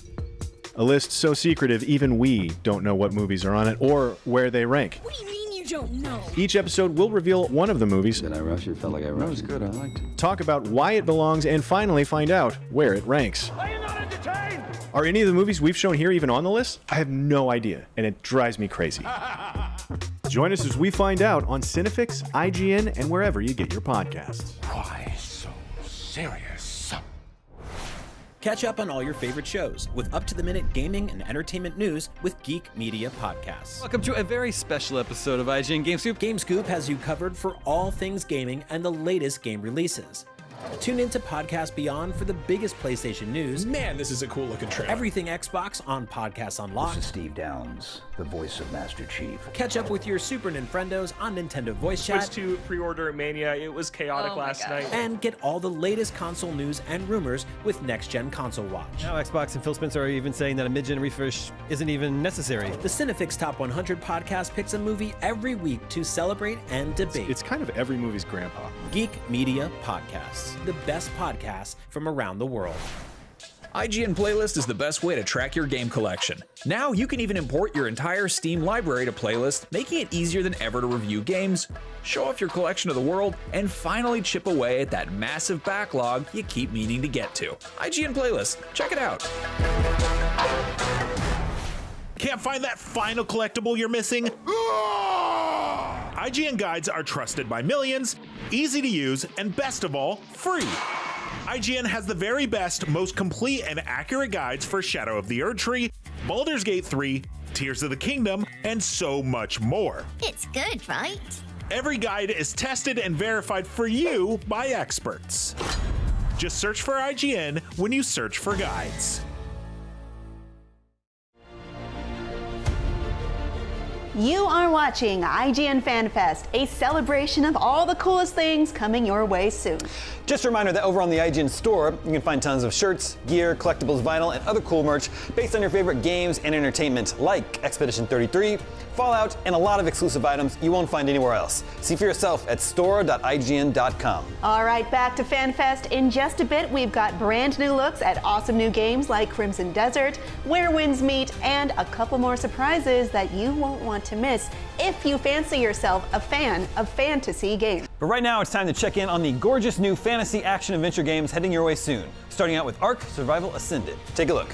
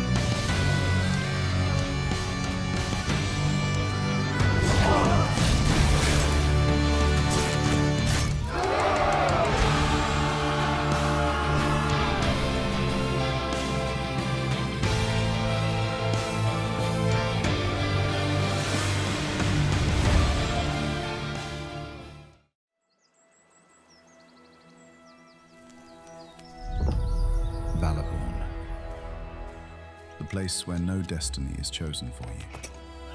Whether you're lurking in the shadows or rising as a protector, every choice has its consequence. But even when you think it's over, there still might be hope. Where you least expect it.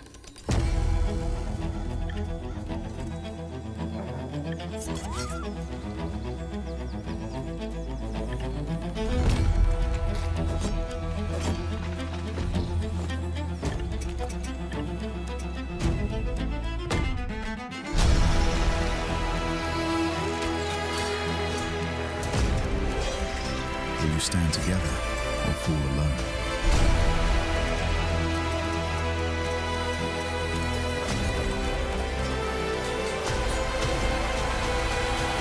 Which path will you take? The choice is yours.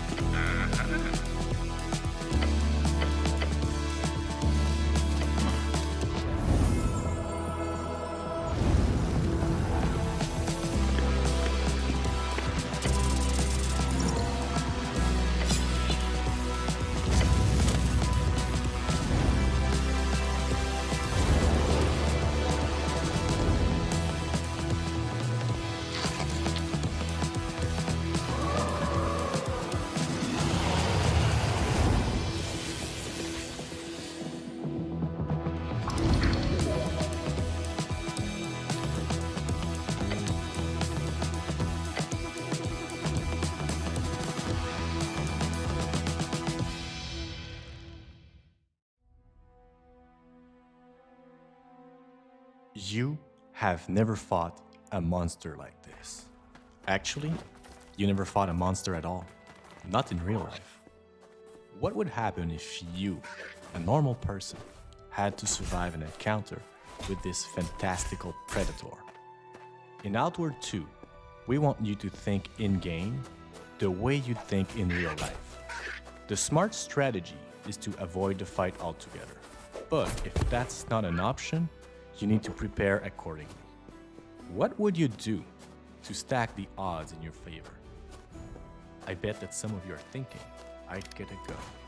Hey, that makes sense. You're more secure from a distance than up close against those talents. Traps would help too, but this is a fantasy world. Wouldn't you want to learn magic?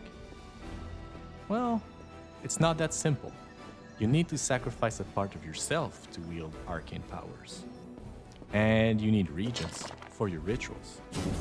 But it's definitely worth it. Magic isn't everyone's cup of tea. You might prefer to craft some sturdy gear. The right equipment, wielded with skill, will make a difference. And if that's not enough, well, there's no shame in finding some help. In Outward 2, we pull no punches, but we give you all the tools to fight back. So many games out there will hold your hand. We won't. You will earn your victories through cleverness and grit. When you play an RPG, do you want to be powerful by default? To be the hero from a prophecy? Or would you rather live the harshness of an adventurer's life and learn how to survive and eventually thrive where many others have failed?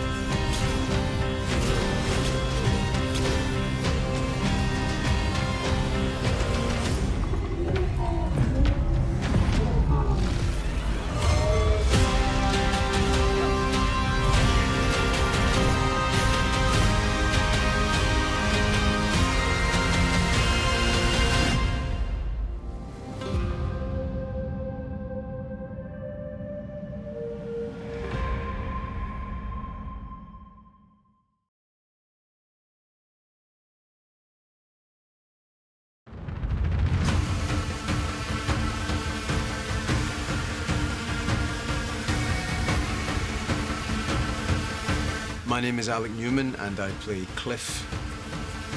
My name's Stuart Scudamore, and I voice the part of Unka. My name is Rebecca Hansen, and I play Damien. I suppose I never told you why I'm on the run, did I? So, Damien she's very down-to-earth, a fierce fighter, and headstrong. She will stand up for what she believes in, regardless of who is telling her otherwise. I can be willful, but I am naturally conflict avoidant. And so getting to, like, channel that side of myself into her was an absolute joy. Unka, yes, he is. I see him as he is a nomadic warrior. I think he has a passion for everything that is fighting for the cause, for his people, for his tribe, and for the Greymaids.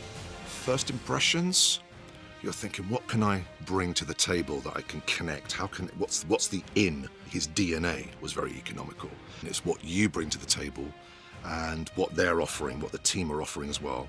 And then you take off into the world that is Crimson Desert and that wonderful story. With the character of the Orc particularly, you're asked to give it a very bestial, very feisty, very bombastic, lower class postal code with regard to the delivery. But with Unka, what changed and what surprised me was that he was more of a philosophical Orc, educated if you like. He had that sort of world-wise, nomadic element. Yeah. That rousing element still, bigger. Yeah. Okay, Mark, game. Prepare yourselves to take back what was stolen. For our fallen brothers. Show no mercy. And what I found challenging for Unka is that he often communicated in grunt, but it was finding those levels of grunt, but finding that was challenging.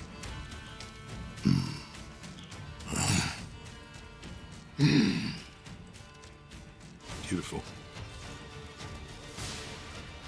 Some of my favorite moments recording for Cliff are when they just press record and let me try and match, the sound for the fight sequences. Your words reek of deceit, witch! Are you all right? Aye. He's fiercely loyal, and he has a really strong moral compass. He knows what's right and wrong. Is your life worth so little? I've no interest in your story. There's no denying that he's very stoic. He is a man of few words. You could be forgiven for thinking that he's kind of, a closed book, but when you meet him with other characters, particularly his Greymaids, his people, you begin to see him open out as a character a little bit. There was a particular family member. Almost immediately, I kind of lent into his voice, and instantly in the room, people responded. It seemed to just fit. The combat in the game, which we'll maybe talk about in a minute, which is absolutely astonishing. I've never seen anything like it. And having done some combat with broadswords and other weapons that appear in this game, there is a kind of imagination route into that element of Cliff.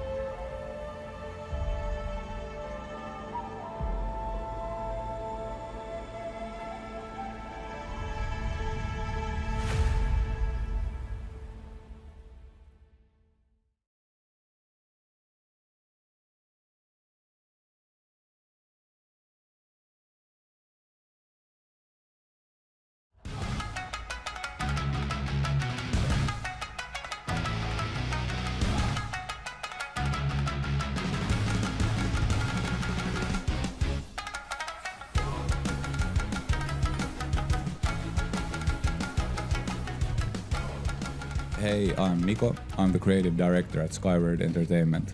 And I'm Anton. I'm a game designer and community lead here at Skyward.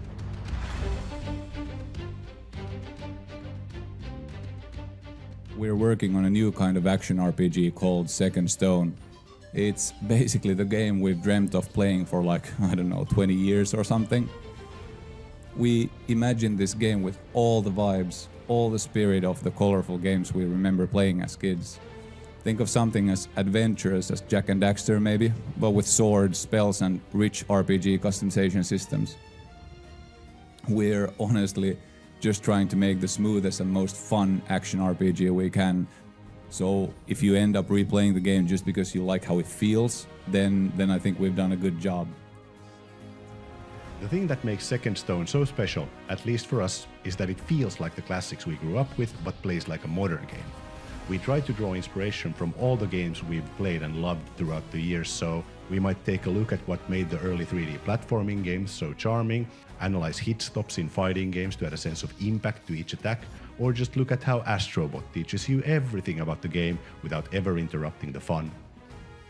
As a result, Second Stone has a bunch of different stuff you can really lose track of time with, be it exploring the world, tinkering with your build, doing another run in the roguelike temples, or just taking a break to play cards with the villagers. Yeah, working on Second Stone has been such a fun and crazy journey. It's been like chasing the silhouette of our dream game or something like that. And yeah, it's quickly becoming this pretty wild and refreshing cool game that we can't wait to share with all of you.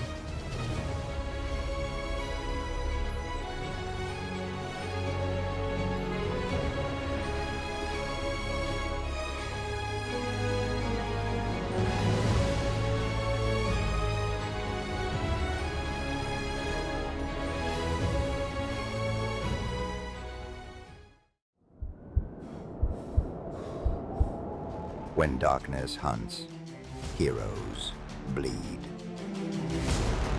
A predator born of the night. He feeds on terror.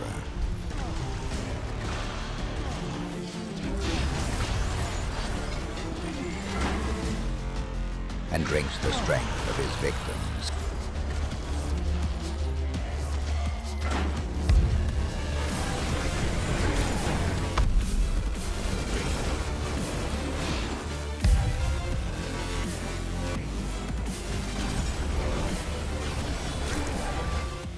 Dampier is soon to awaken in Han Reborn. Heroes of New Earth Reborn is now in open beta, free to play. Join the fight at heroesofnewearth.com and prepare yourselves. Dampier awakens very soon. Fans who love sinking their teeth into great survival games will be eating good soon enough. Here at IGN Fan Fest, we've got so much more cool stuff to show you coming up in just a sec, so don't go anywhere. IGN Fan Fest is presented by Neverness to Everness and HyperX.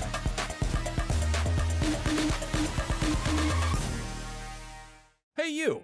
Looking for a way to wear your fandom with pride? The IGN store is the ultimate destination for awesome merch and collectibles from the biggest games, movies, shows, and everything in between. Cruise the wasteland in style with a Vault Dweller hoodie and replica Pip-Boy. Whatever you're into, you're bound to find something. See for yourself and head to store.ign.com today. IGN Playlist is the best way to track your game collection. Now you can even import your entire Steam library to Playlist, making it easier than ever to review games, show off your collection of the world, and finally chip away at that massive backlog you keep meaning to get to. IGN Playlist, check it out. Catch up on all your favorite shows with up-to-the-minute gaming and entertainment news with Geek Media Podcasts. Welcome to a very special episode of IGN Game Scoop. Game Scoop has you covered for all things gaming and the latest game releases. Tune into Podcast Beyond for the biggest PlayStation news. Man, this is a cool looking trailer. Everything Xbox on Podcasts Unlocked. This is Steve Downes, the voice of Master Chief. Catch up with your Super Nintendos on Nintendo Voice Chat. Switched to pre-order Mania. It was chaotic last night. And get all the latest console news and rumors with Next Gen Console Watch. Now Xbox and Phil Spencer are even saying that a mid-gen refresh isn't even necessary. The Cinefix Top 100 podcast picks a movie every week to celebrate and debate. It's kind of every movie's grandpa. Geek Media Podcasts, the best podcasts from around the world. The Cinefix Top 100. A list so secretive even we don't know what movies are on it or where they rank. What do you mean you don't know? Each episode will reveal one of the movies. Did I rush it? Felt like I rushed. That was good. I liked it. Talk about why it belongs and finally find out where it ranks. Are you not entertained? Are any of the movies we've shown here even on the list? I have no idea, and it drives me crazy. Join us as we find out on Cinefix, IGN, and wherever you get your podcasts. Why so serious?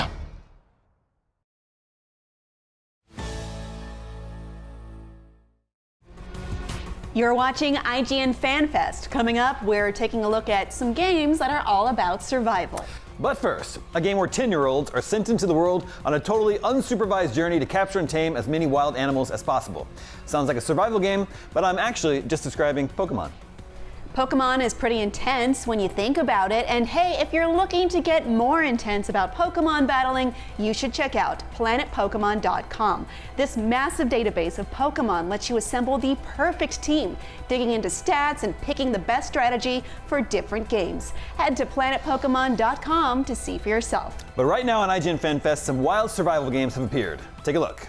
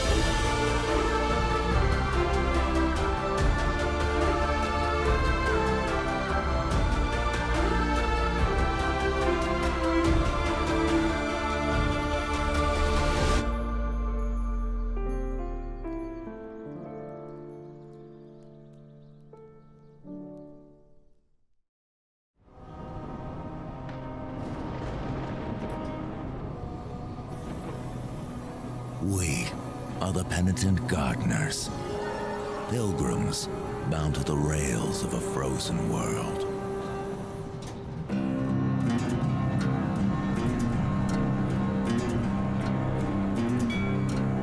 Nothing is wasted on our quest for salvation. We take, we salvage, we bolt it together.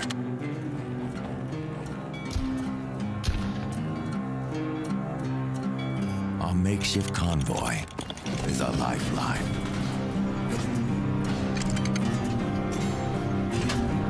The tracks, our path to redemption.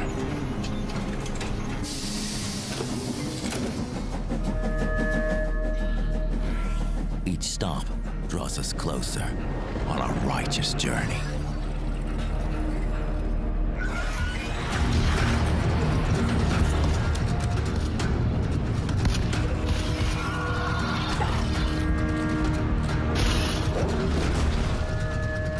As our struggle grows harsher, we must repent.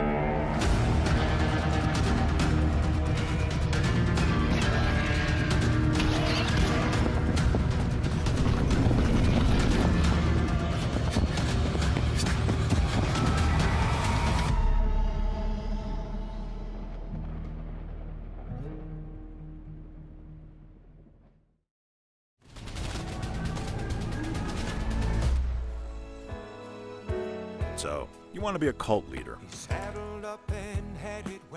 First, you're gonna need followers. Every stranger he met. There's a brighter life out there for me and you. And followers need a place to live.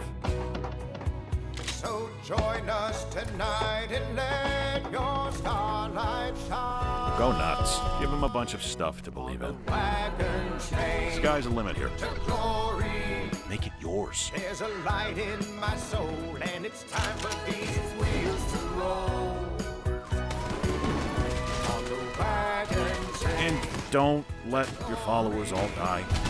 it's your start of mine. We'll be dazzling down the line.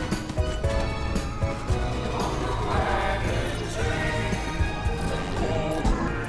Because, trust me on this, a cult leader with no followers is just a lonely weirdo.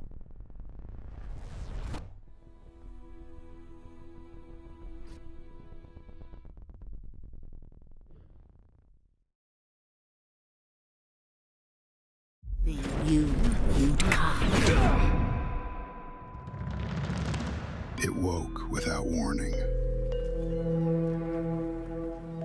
Decades of silence erased in a single night. Roads vanished, the city followed. People after that were cut off from any help. But ruins keep what they take. Look closely, Frank. Beneath the ash and fire, something endures.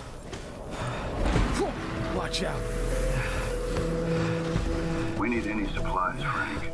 Keep your eyes wide open.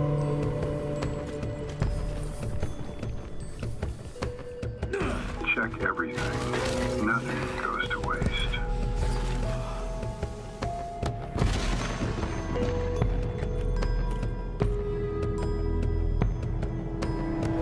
And if there are still people out there, we find them. They mean hope for our station. Another day in hell. Are you ready? Where are you? Living fucking fire! Shit!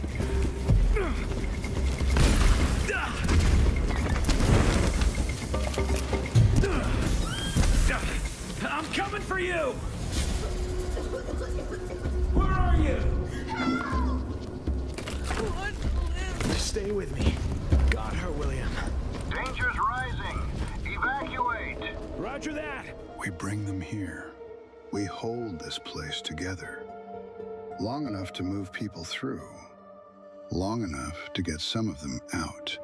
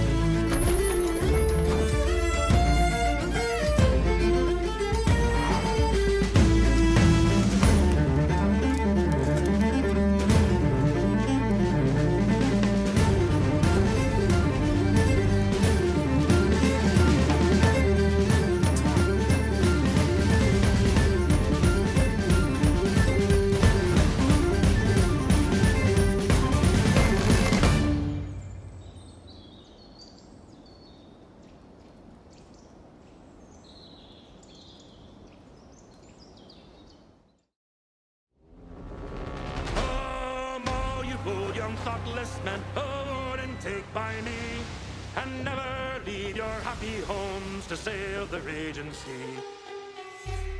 For I have plowed the raging main this 20 years or more, but now I'm turned adrift to starve upon my native shore.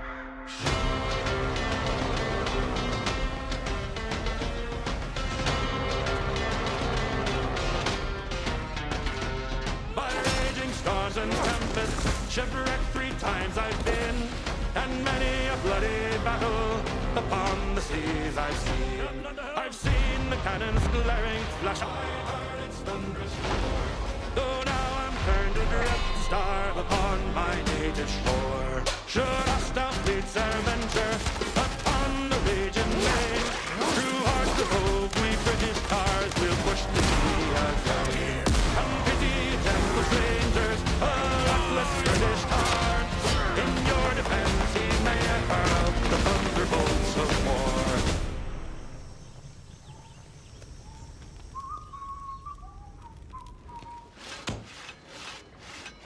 All hands! Come lend some kind assistance, and heaven will bless your storm, for now I'm turned adrift to starve upon my native shore.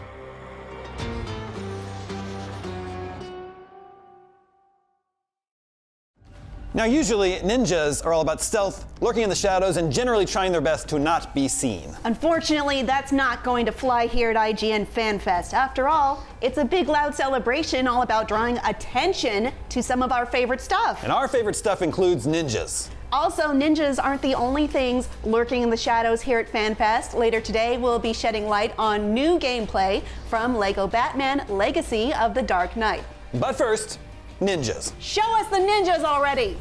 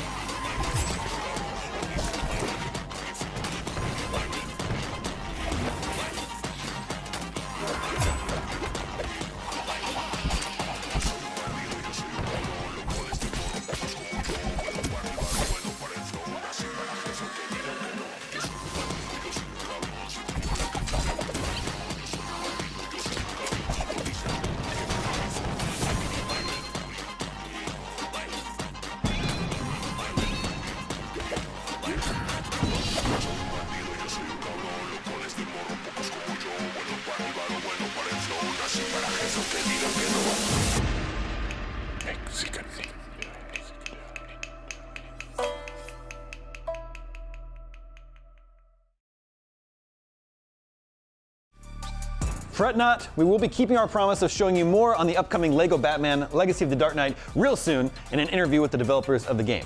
You're watching FanFest 2026 right here on IGN. We need to take a quick break, but don't go anywhere because there's lots more still to come. Stick around. IGN Fan Fest is presented by HyperX and Neverness to Everness.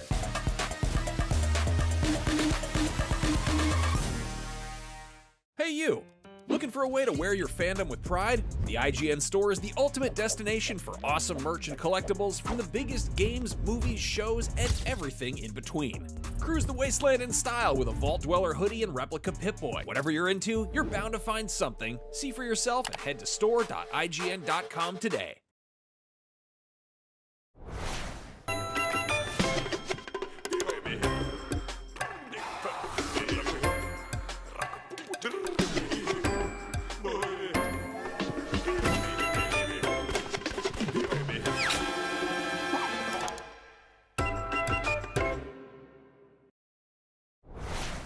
Catch up on all your favorite shows with up-to-the-minute gaming and entertainment news with Geek Media Podcasts. Welcome to a very special episode of IGN Game Scoop. Game Scoop has you covered for all things gaming and the latest game releases. Tune into Podcast Beyond for the biggest PlayStation news. Man, this is a cool looking trailer. Everything Xbox on Podcasts Unlocked. This is Steve Downes, the voice of Master Chief. Catch up with your Super Nintendos on Nintendo Voice Chat. Switch to pre-order mania. It was chaotic last night. And get all the latest console news and rumors with next-gen console watch. Now Xbox and Phil Spencer are even saying that a mid-gen refresh isn't even necessary. The Cinefix Top 100 podcast picks a movie every week to celebrate and debate. It's kind of every movie's grandpa. Geek Media Podcasts, the best podcasts from around the world. The Cinefix Top 100. A list so secretive even we don't know what movies are on it or where they rank. What do you mean you don't know? Each episode will reveal one of the movies. Did I rush it? Felt like I rushed. That was good. I liked it. Talk about why it belongs and finally find out where it ranks. Are you not entertained? Are any of the movies we've shown here even on the list? I have no idea, and it drives me crazy. Join us as we find out on Cinefix, IGN, and wherever you get your podcasts. Why so serious?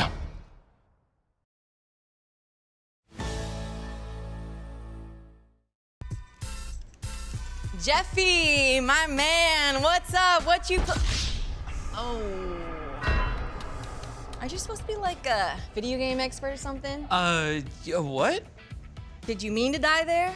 Look, I haven't played a game in a long time because I'm too busy winning championships, but I'm pretty sure that when the screen says you died in big letters, that's bad. Yeah, okay, look, we just got this game. I've never played it. I thought I'd check it out while Excuses. Aren't you supposed to be good at video games to work at IGN? Thank you. Hey, you got any tips for him? Yeah, coach tip number 401. Do it again, but with a little less suck. Jabroni. Okay, we're just messing with you. You're not that bad, brother. Wait, really? Yeah, solid 4 out of 10. Oh, that's not bad. Well, actually, that is technically bad on the IGN scale. But hey, look, if you're like me and you die a lot in games and also hate getting bullied for it, I think you'll want to check out these simulator games. Generally, you can't die in those. Take a look. Hi, I'm Andre, executive producer at Grip Studios. Today, I would like to introduce you to our game, Ranger's Path National Park Simulator. Ranger's Path is a simulation game about everyday responsibilities of a national park ranger. The game takes place in a Fairmont National Park, a vast, handcrafted landscape inspired by the real U.S. national parks. Your workdays are shaped by routine tasks like clearing trails, repairing damaged objects, or helping visitors find their way through the park. At the same time, you stay connected to the ranger station. Through your radio, you receive information about spontaneous situations in the park and decide which call-out you want to respond to. Alongside your daily work, main missions guide your journey and unlock new areas of the park. You might relocate a bee colony near a campsite or track a missing VIP through the wilderness. Exploration also plays a major role in Ranger's Path. As you move through the park, you'll discover national landmarks like caves, lakes, and waterfalls. You document them using your Ranger camera and add them to your personal lexicon. You also observe wildlife in its natural habitat and photograph animals and plants to unlock new entries and museum exhibits. Ranger's Path launches in early access on PC on March 10, 2026. We are starting with a solid foundation and plan to expand the game with new features, tools, and content over time. And if you want to see what it's like to be a park ranger, you can play our demo on Steam right now.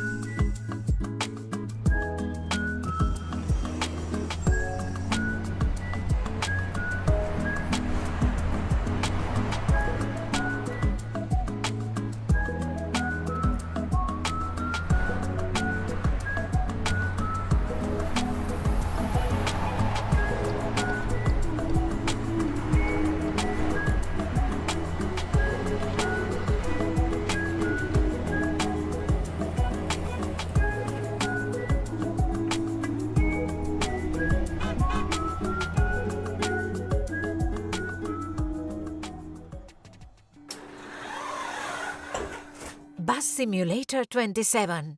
wish list now. Adventure time, come grab your boing loings. We'll go to very interesting point. Ooh, a pizza party. Don't mind if I... What do you mean I'm not invited? Take that, haha, and that! Next time you'll think twice before you mess with... Who the heck are these guys? I didn't even know Princess Bubblegum had a cleaning crew. Hey, I put good work into ruining that treehouse. Is that you, Jake? Quit being so helpful. I can't take credit for this mess. Finn and Jake are just total slobs. Hey, what have you done to my castle? My skins and tubs. My princess jail. I mean, guest room. Wank. Well, maybe you're right, Gunter. It is nice to have the place sparkly clean. Yeesh, this stuff is everywhere.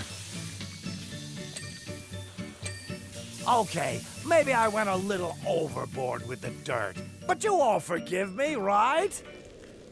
Right? That was incredible, but I'm still not tipping you.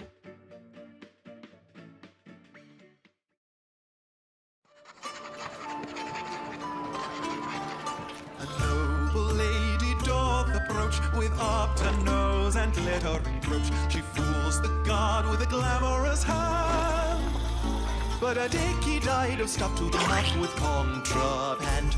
The gate protects our faith. The gate will keep us safe, provided the gate isn't guarded by a moron. The peasant pulls a rusted cart. The cheese he's carrying smells like fart. He probably prized two nuns apart and made it from the shavings. The gate protects our faith. The gate will keep us safe, provided the gate isn't guarded by a moron. Provided the gate isn't guarded by a moron. Sorry. Welcome to IGN Fan Fest 2026. I'm Casey DeFreitas, and today we'll be taking a tour of 3 bases you'll encounter in Monster Hunter Stories 3 Twisted Reflection. Please welcome director, art director, and lead game designer of Monster Hunter Stories 3 Twisted Reflection, Kenji Oguro, Takahiro Kawano, and Daisuke Wakahara. Also joining us is Daiki Tsuchida to translate for us today. Thank you so much for joining us. Hi, nice to meet you all.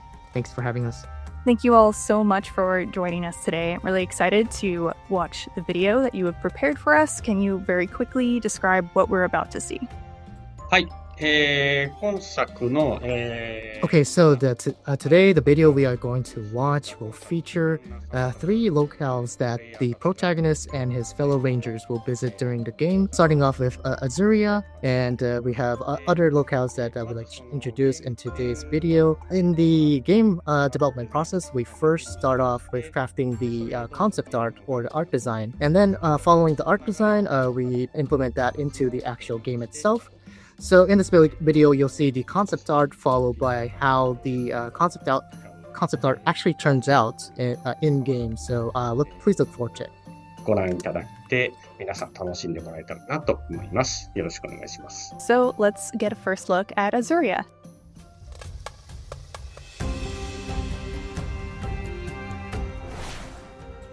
本当にいわゆるこう So first off, we are showing the concept art for Azuria Castle. In the design process, we wanted to make the stereotypical fantasy castle type of design to depict how peaceful Azuria is and to depict the beautiful nature of the Azuria, world of Azuria, and the castle itself. But was there any specific region that the architecture was inspired by? For the castle design, they based it off of a Spanish castle named Alcazar Castle, and the surrounding environment, they had some inspiration from Lake Leman. They did have some actual real world inspiration, and that made its way to the concept art. And then something that is unique to Monster Hunter Stories is that to depict the bond with Rathalos in Azuria, you can see throughout the castle, you'll see like wing-like fabric stretched upon the castle. So those flags or fabric represent the wings of Rathalos. And also throughout the castle, you'll see that there's actually like an airport for the monsters to take flight. So you'll see that later on in this video. ここは国王との This is the main hall located inside the castle where you see the king and queen of Azuria. So actually, if you look at this cutscene, you'll see in-game, you'll see all the details that were put into like the chairs, the fabric, the tapestries throughout the hallway. And then one thing to note, on the left-hand side of the king right now in the scene, you'll see this lantern, which is actually just like a shining crystal. One of the key concepts of Monster Hunter Stories 3 is that there is a crystal encroachment, which is engulfing the world, which is unknown. The reason why the crystal encroachment is happening is unknown, but residents of Monster Hunter Stories 3, they actually use the crystal to get some lighting inside the buildings, such as this scene right here.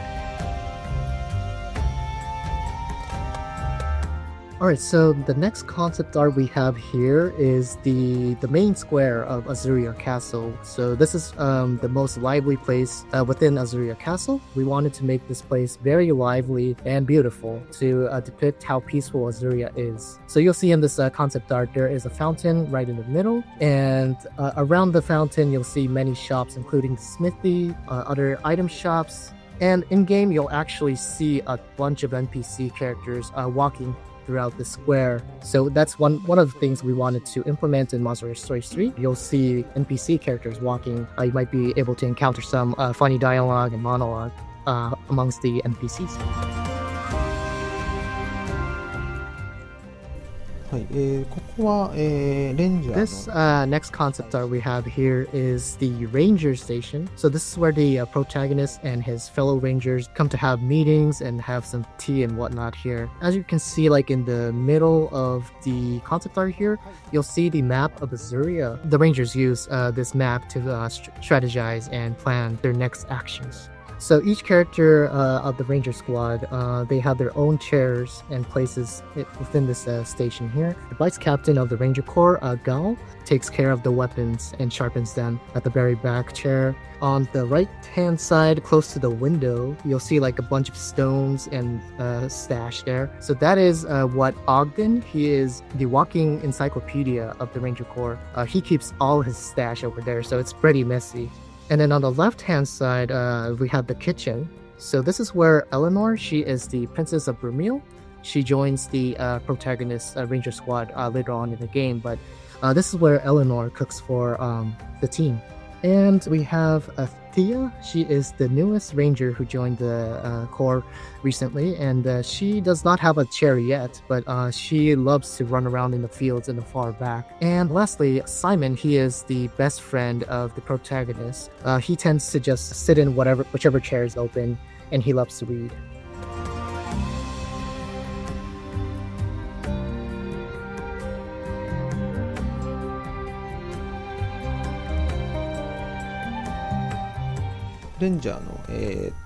Okay, so this next concept art we have here is actually placed right beside the Ranger Station that we saw earlier. So this is basically the airport of Azuria Castle, where both the Rangers and the aerial unit, aerial squad, takes off to do some patrolling around the area. And as you can see in the concept art here, when the Rangers or the aerial unit are resting, they have the Legiana rest beside the airport here, and they also take care of like the equipment while they are resting.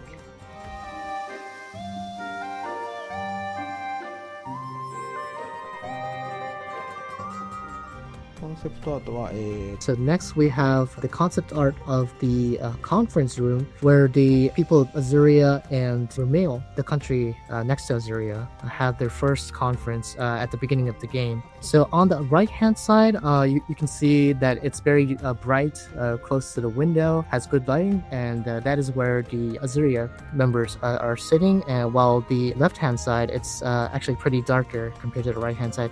That is where the people of Vermeil are sitting.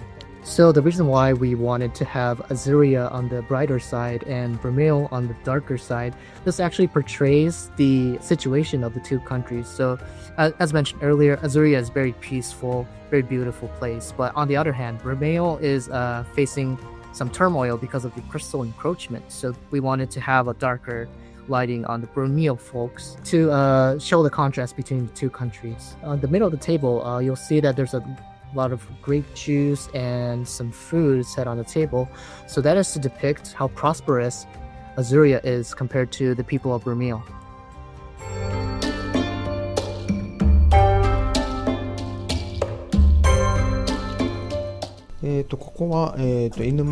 So next we're moving on to the next locale, which is called the Shepperton. This is the first village that the protagonist and the Ranger Corps will visit after crossing the Meridian into the Forbidden Lands. One key feature of this area is that monsters from Monster Hunter Rise inhabit the Shepperton and the area around it. Based on Monster Hunter Rise, it has a very Eastern Asia-like taste. So the Shepperton and the surrounding area is also designed after that art style.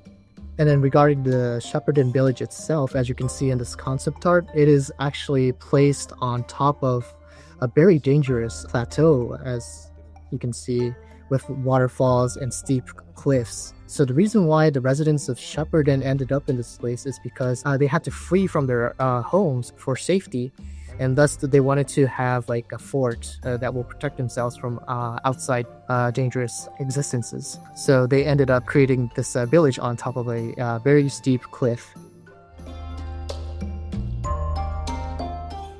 This concept art featuring the elder of the village, Cole's house. So you can see Cole's house on top of the stairs in the middle of the concept art over here. Right beside the end of the stairs, you'll see this gate. This is designed after the Japanese torii gate. And then right beneath the torii gate, you'll see some masks stuck into the ground. And these masks actually represent graves of the former elders of the village. So the elders are actually resting right beneath the torii gates. And the next concept art we have here is the ranger station based inside the Shepperton. So this is not like a permanent station. They're just borrowing some space from the residents of Shepperton. In the far back, you can see, maybe you can say better in game, but you'll see Ratha. He is actually stuck in like this very small stable, because the stable, that was not a stable at the first place. It was just like a vacant residence of the Shepperton village. But they didn't have any space for Wrath to rest in, so he just ended up in there. And on the left-hand side, you'll see a very simple kitchen, which is made out of basically dirt. So that's where the rangers have to like cook their meals and prepare for their next adventure. I did want to ask, is Shepperton a play on words? Is like Shepherd Den because of the people's reverence for Palamutes there? 正直申しますと、我々やっぱり英語は。So unfortunately, we don't have any localization team members present in today's interview. So we're honestly unsure of how they came up with the English name Shepperton. But our localization team, they really love to play with words around, as you can see in the Monster Hunter series. So there should be a reason why they ended up naming this place Shepperton.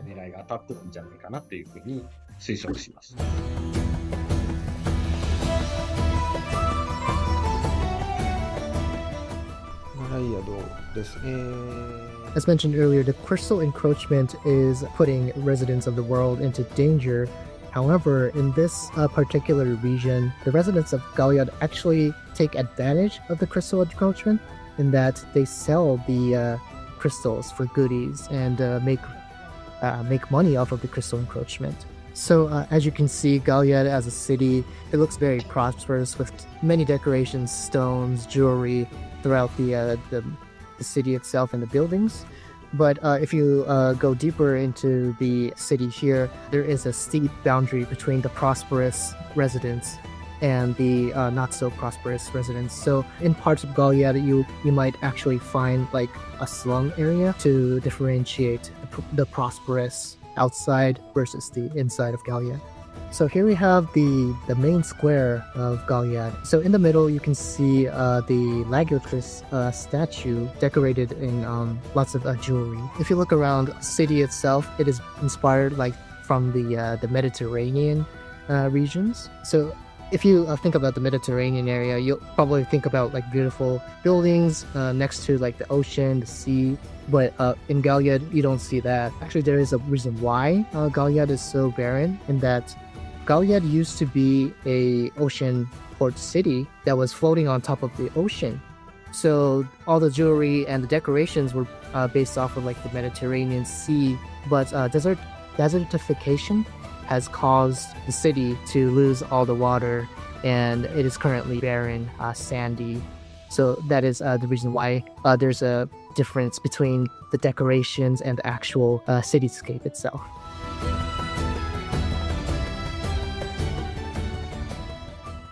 Thank you so much for giving us that in-depth look at 3 of the hubs in Monster Hunter Stories 3. I will definitely be one of those people enjoying Monster Hunter Stories 3 Twisted Reflection when it comes out on March 13th. Thank you so much to Sujita-san, Ogura-san, Kawana-san, and Wakahara-san for this in-depth look at the rapidly approaching Monster Hunter Stories 3.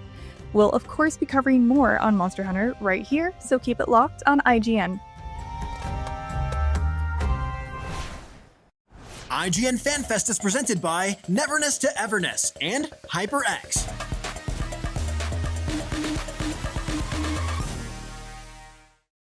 The average Cinefix movie list features nearly 100 different films and approximately 25 minutes worth of wall-to-wall deep dive analysis.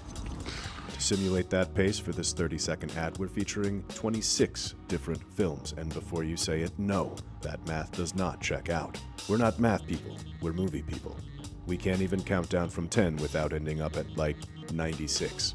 Subscribe to IGN Movies and TV for more Cinefix movie lists. Bad at math, great at movies. Can't find that final collectible you're missing? IGN strategy guides and interactive maps are here to help. One step at a time. IGN guides are trusted by millions, easy to use, and best of all, free. IGN has the very best, most complete and accurate guides for Shadow of the Erdtree, Baldur's Gate 3, Tears of the Kingdom, and so much more. See? It's good, right? Every guide is tested and verified for you by experts. Just search for IGN when you search for guides.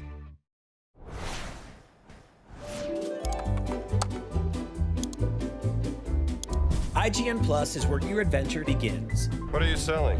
Plus is the place to get unlimited access to all the tools you need to beat your games. Here's what you need to know for bringing down Gloomspawn. Plus awesome exclusive discounts on IGN Store. Maybe this would tease open your money pouch. Plus ad-free browsing on IGN.com. Plus, unlimited game help tools like premium interactive maps with your own custom map markers, filters, marker notes, and more. This will come in handy. Plus, access to sweepstakes, giveaways, and free game keys. Wow! Exactly. Want more? Head to IGN.com/plus and start your adventure today.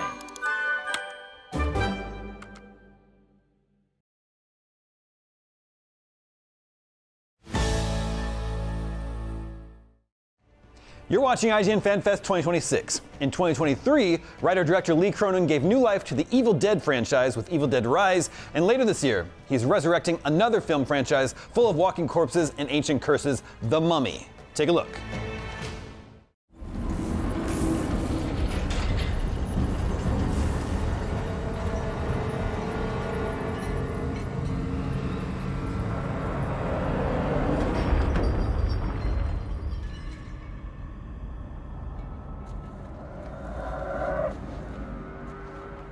الكاميرا بسرعة.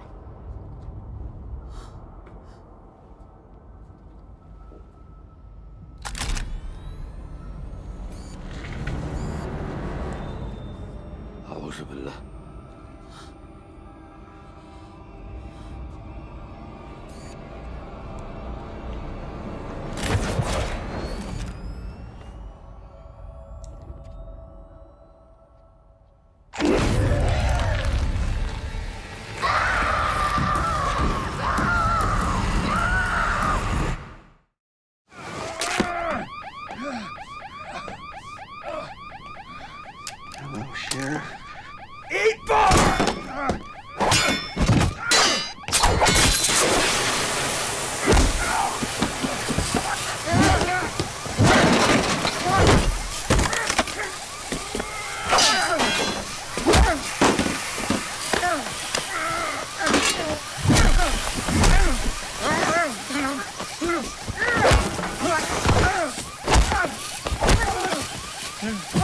You're a slippery little fishy, ain't ya?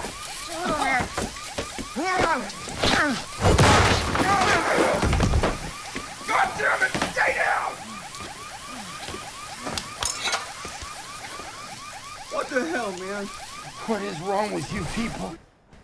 What else would you have? Meat tenderizer. That's a good weapon, right? People are made of meat. Yeah, we had a lot of fun making the action sequences here. Jesus. That's not where I was aiming. Normal is the story of Ulysses, who becomes the interim sheriff of the small, sleepy town of Normal, Minnesota, where everything is normal. It stars Bob Odenkirk, and among the cast are Henry Winkler and Lena Headey. Yep, all three very normal characters who are played by actors who always play normal, unchallenging, face value characters who aren't hiding anything at all, and it's all very regular and normal. Life in Normal is quiet, peaceful, predictable. Until it isn't. Why are they shooting at you? Okay, I think we all know that's not true. Normal is an action-packed thriller with black comedy moments and explosive surprises. Here to talk to me about it are the star and co-writer Bob Odenkirk, co-writer and producer Derek Kolstad, and producer Mark Provenzero. Thanks for coming in. How about that, Derek? I got a writing credit. I know. Geez, if we're now going to change it. Here's the deal. I helped with the story, but Derek came up with the story, and I just assisted, and I appreciate that he gave me that nod. But Derek wrote the screenplay. Director Ben Wheatley has called Normal an inverse of High Noon, and I've also seen the comparison to Bad Day at Black Rock, both classic westerns. Do you see this as neo-western, and what were you envisioning when you were creating it? Well, I mean, I'm a huge fan of Spencer Tracy and those old movies of Guy Walks Into Town, you know, and Bad Day at Black Rock was the first one, and the second one was Stepford Wives, you know, of kind of going, everything looks a little too clean, a little bit too on the nose. And Bob and I just had fun then dismantling our way into this world. And ultimately, we're a huge fan of the postmodern Western. That's what this is. I also think the Clint Eastwood movie, High Plains Drifter. There's a town. They need his help. They're all a little sketchy. Can he rely on them? It's one of my favorite films. I mean, all those early Clint Eastwoods I love. It is a modern Western for sure. And Ben Wheatley certainly envisioned it that way. Something about Ulysses is he has a reputation for having a laissez-faire attitude. He doesn't ask too many questions, doesn't put his nose into things. He says things are easier if he cares a little less. So that's not necessarily the case, but can you talk about what's interesting about that kind of character and the journey to caring? He's a guy who has lost faith in his own instincts. So as a result, he's in this town and there's some things that are off. You could tell he notices them, but you can also tell that he's sort of seemingly compartmentalizing them or just ignoring them. But in the end, he cannot ignore them. So it's an interesting guy who needs to regain the faith in his own judgment. And a lot of action movies are very simple in their structure, which is really one of the joys of them. But I just like this one because it had this texture and this opening chapters where Ulysses is becoming slowly aware of something wrong with this town. Do you see some of Hutch from the Nobody movies in Ulysses at all? I mean, both guys are, for different reasons, holding back their reactionary impulses. In the case of Hutch, he's doing it to present as a family man and to live that life, to live a double life, forcing himself to hold that in. So that's Nobody. In Normal, here's a guy who's a little bit broken when we meet him. And it's because he made a choice once before that just destroyed his life that he had, his perfect life. And so he's just gotten gun shy. But believe me, by the end of the movie Normal, he's not gun shy any longer. Is he gun crazy? A little bit. He's a little bit gun crazy. Speaking of Nobody, you as a trio have worked as star, writer, and producer, respectively, on Nobody, Nobody 2, and now Normal. What made you decide to focus on a new original story at this point in your partnership? On the first Nobody, there was a 2 hours where they were driving a bus around the city and Bob was being shot, and he and I were on the bus. And Mark said, "So what else are you working on?" I was like, "I wrote this thing last night." And it was Normal. And he's like, "That's awesome." I was like, "Yeah, maybe, you know." And then 6 months later, years later, and finally Bob and I had a break in our schedules and we're like, "Do you want to go do that one?" And that's how it came about. You said I wrote this last night? The treatment. Wow. So a lot of times I'll write a treatment over the course of 6 hours. It tends to be between 15 and 30 pages, but it's just, I hike, I walk, I run, I Peloton, all that kind of stuff, and I'm writing in my head. So by the time I'm sitting down to type, it's just, here it comes, you know? We thought it would be fun when Derek came up with this concept that we flipped to for Normal. We thought it would be fun to do something outside the studio system. And we thought about what would make for a very appealing film to see in the theaters rather than building something for a streamer. There's very different approaches. I remember when first time I saw John Wick in the movie theater, I said, "Holy this is so fun." And I've gone to the movie theater every single time to see the sequels with my friends. And so we think about how can we build something that evokes the same response from people. On that note, I mean, Derek and Mark, how did you know Bob would be good at this? They didn't know that. Well, we had, our thesis was people around the world genuinely love watching Bob play a character that gets out of really bad problems with using his mouth. Wouldn't it be fun? Would people enjoy if they watched him use his fist to get out of problems? Can you talk about your partnership with Bob and balancing comedy, action, and all other genres? The biggest struggle we had was moving into the action space was no one took us seriously. The first time we went into the agency, there were 14 people in the room. Better Call Saul was a global hit. They had to pack the room with agents. People were stifling their laughter, literally, when we were telling them we're going to turn Bob into an action star for studio film. And I don't blame them for that. Who could expect that to actually happen? They kept on sending us comedy writers. We kept on saying, as Bob would say best, you know, we need someone who knows how to write the third act of an action movie. And we did not know how to do that. And thank God, the writer, the creator of one of the greatest action franchises generationally was also a comedy nerd fan and completely got, right the first time we talked to him about it, there was no overcome.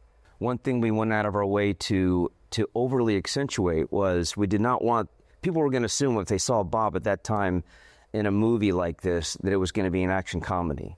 And that was really important for us to over-accentuate that it was a dramatic film and an action film. And then, yes, you were going to laugh within that, but we needed to make that distinction really clear. I didn't need to learn to fight. I could have had some stunt guy who's shaped like me do all my fighting. But I didn't learn that till years later after I trained. No, it's not true. I like doing my own fighting. And if I'm doing my own fighting, they can keep the camera on me and I can play the guy. I can do his expressions. I wanted to play a guy who actually got hurt, who actually got worn down as you watch the movie. He gets tired, he gets hurt, he gets dinged up. Because I just feel like that is actually not something you've seen a lot of. Action stars that I know of, I don't know all of them, but the ones that I know are they're machines. They never really get hurt. There's no, they never accrue damage. And I wanted to play a guy who, in these movies, starts with a little bit of self-doubt and also accrues damage along the way. Derek, we already brought up John Wick, so now I have to ask. You are the creator of the John Wick franchise and several action-heavy hitters on top of your work with Bob and Mark. Can you tell me what is the key to creating character-driven action movies that stand out among the rest? And is it helping dogs?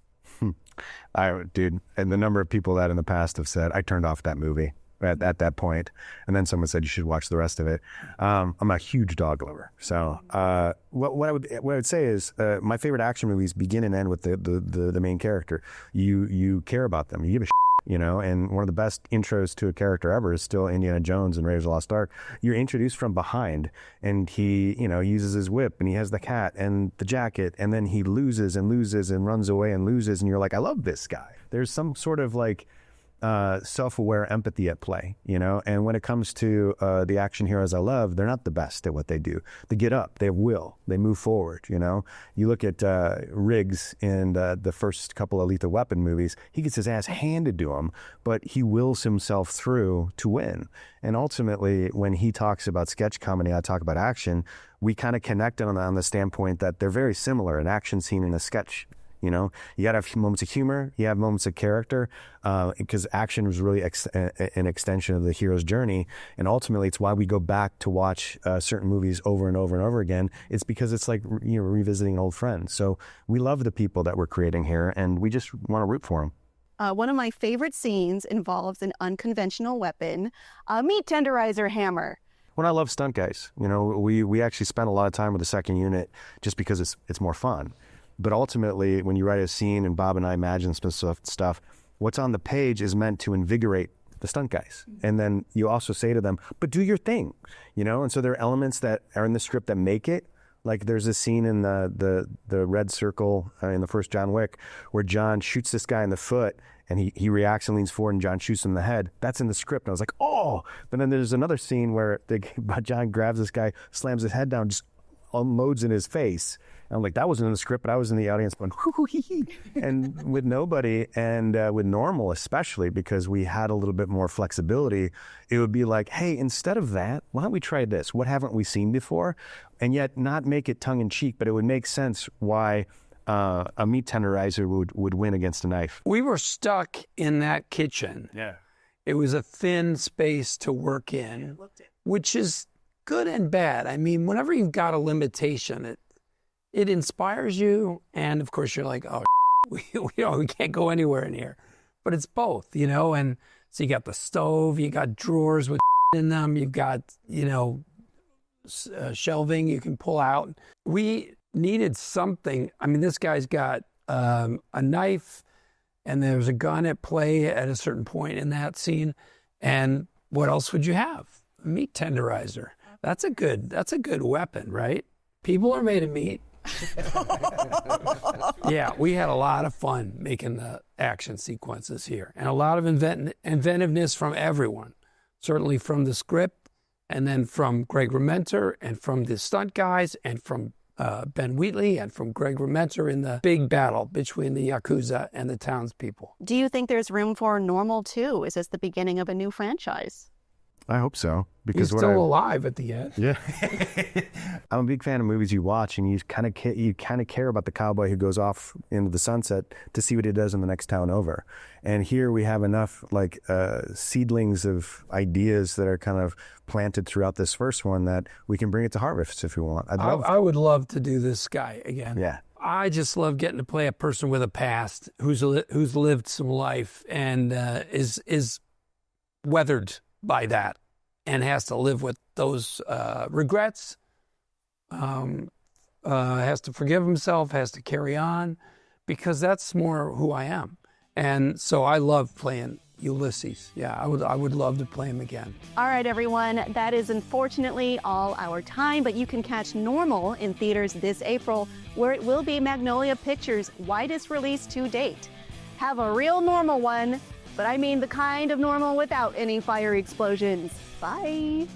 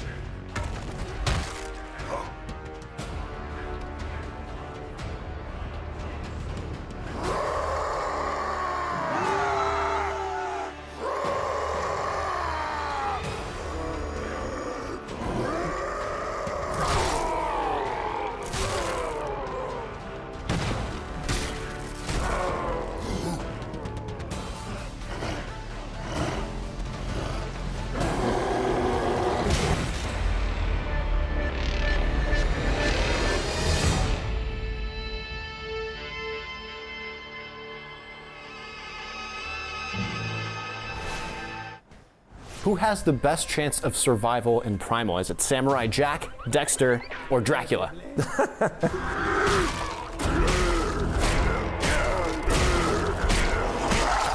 Primal's newest season is finally here, and it's well on its way with a new undead twist. Joining me in the IGN studio is show creator Gendy Tartakovsky, who is here to answer all of our burning questions. Welcome to IGN Fan Fest. Thank you, thank you. All right, so let's jump right into it. For those watching who are looking to get into Primal for the first time, or just learning about the show now, what is Primal? Primal is a visceral, visual show about a caveman and a dinosaur who bond over this shared tragedy that they experience, and they find a way to become a new family and survive the horrors of the world. Amazing. Now, Spear is back this season as a zombie. What made you want to revive the character after his end in season 2? Well, basically, I thought, at the end of season 2, that was kind of it, and I wanted Primal to be kind of everlasting, so I thought about having it to be like an anthology show. And then, what happens is during production, it takes us like 2 years to do a series, and then it comes out and people watch it in a week or 2 weeks or 3 weeks. So the timing that I live with it versus people who watch it is very different, right? Mm-hmm. And so I spent a lot of time with it, and then you kind of feel, production is sometimes difficult and it's everything that I love to do, but still it's hard. And so I feel like I'm finished with it. But then after I take a little break, I realized, oh no, it's still so fresh. And then the response is really strong. And then you start to think about like, oh, I just spent 20 episodes getting to create these characters and for people to really like them. And then I kill one off and then it's the end of the show. So then I realized it's too early, and then what do I do now? And then basically this idea popped up. And initially the idea is like, oh no, it's kind of almost like a joke. But then as I started to think about it, all these amazing story elements and emotional elements came out. And then, for everything that I've ever done, I've always just trusted my gut.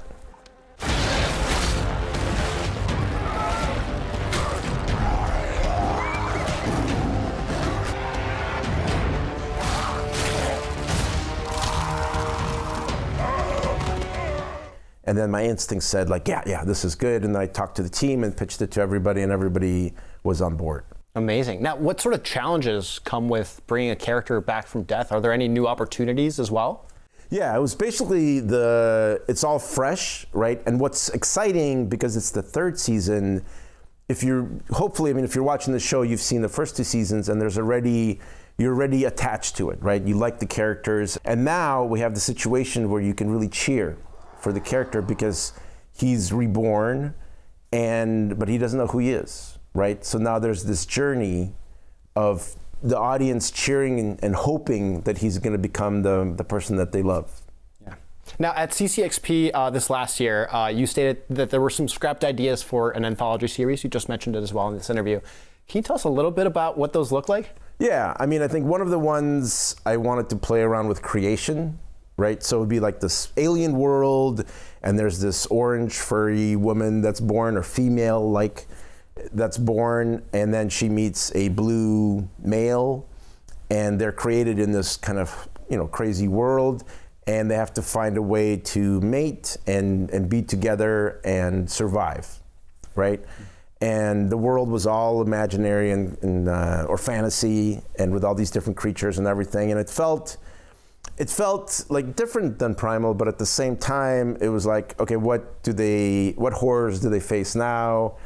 Nature and nurture and all these things. And it felt, it didn't click.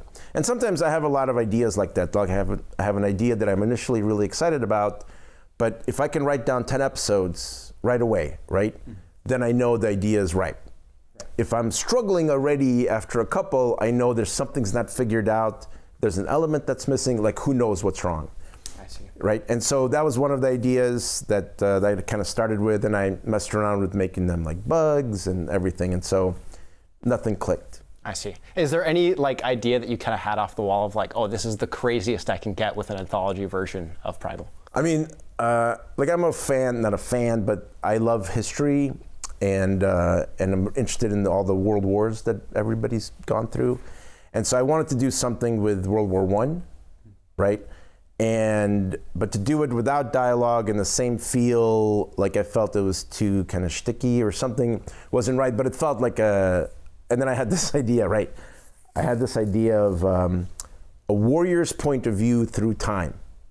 Like, so you start with a Roman soldier, and that becomes a World War I soldier, and that becomes a future soldier, and it's all the same guy through time and all the different aspects of war. Maybe at one he's a coward, at one he's a hero, right? And it was a really big idea, and I just don't know what it had to do with with Primal and all of that, but so that was another one. Amazing. Now, will we be returning to this world as an anthology at some point in the future? I don't know. You know, after blabbing about that I'm done with it after the second season and then changing my mind, I think everything's open right now. I think the one thing that I want is I want Primal to be everlasting. You know, as long as I'm working, I always want a new season of something. Now, all of your shows have a very distinct visual style, from the retro future look of Dexter's Lab to the striking cinematic look of Samurai Jack, of course, the Clone Wars, and finally now Primal. How does the show's newest season raise that visual standard that you've set for yourself? I mean, we're always pushing, color and mood and stuff, and I think it's in line for what we've done in the first two seasons. It's more definitely nature-based, opposed to the second season where we had more man-made things, right? And so I think it follows that. What really gets amped up in the third season, I think, is the emotional stakes. I think they're even bigger than anything that we've done. And like kind of what I was saying earlier, because you're invested already in the character, there's a stress and anxiety right at the beginning, and that's the feedback I've been getting back from people that watch it, and that's great, because that's the dream, is to have the people care for your characters, So I think otherwise it's the third season, so we're kind of doing a similar thing, but yeah. Amazing. Now, this is IGN Fan Fest, so of course we ask the IGN audience to submit their own question. This one comes from X Simon Says. He asks, how long does each episode take to make? Oh, well, it takes about, I would say about almost 6 to 8 months, start to finish. But then we start a new episode every 2 to 3 weeks, right? So if you can imagine, we start the storyboard, then the next one starts writing, then it goes into layout, another one starts storyboarding. So everything is overlapped. So at one point we have, like 5 or 6 episodes that are always in some stage of production. I see. Now, final question. Who has the best chance of survival in Primal? Is it Samurai Jack, Dexter, or Dracula? Well, Dracula's undead, so that's pretty simple for him, I think. He's got an advantage there for sure. Yeah. Miss me. Okay, you win. Hold this bacon. Why am I holding bacon? Ah! All right, well, there you have it. Gendy, thank you so much for hanging out with us. You can check out new episodes of Primal on Adult Swim and HBO Max right now. And for everything else gaming, entertainment, and FanFest, stick with IGN. Thank you. IGN Fan Fest is presented by HyperX and Neverness to Everness.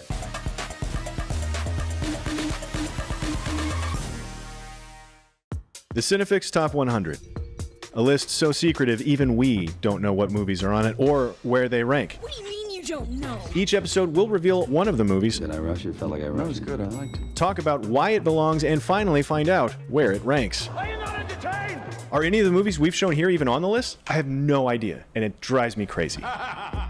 Join us as we find out on Cinefix, IGN, and wherever you get your podcasts. Why so serious?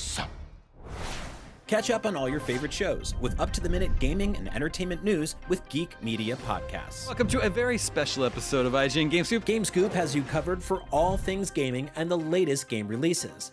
Tune into Podcast Beyond for the biggest PlayStation news. Man, this is a cool looking trailer. Everything Xbox on Podcasts Unlocked. This is Steve Downs, the voice of Master Chief. Catch up with your Super Nintendos on Nintendo Voice Chat. Switched to pre-order Mania. It was chaotic last night. And get all the latest console news and rumors with Next Gen Console Watch. Now Xbox and Phil Spencer are even saying that a mid-gen refresh isn't even necessary. The Cinefix Top 100 podcast picks a movie every week to celebrate and debate. It's kind of every movie's grandpa. Geek Media Podcasts, the best podcasts from around the world.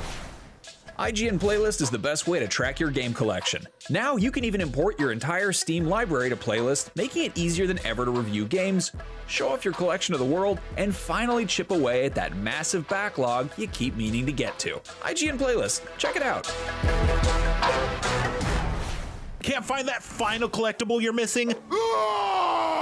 IGN guides are trusted by millions, easy to use, and best of all, free.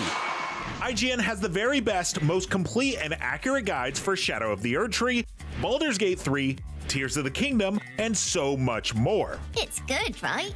Every guide is tested and verified for you by experts. Just search for IGN when you search for guides. Gentlemen, let's broaden our minds. Lawrence?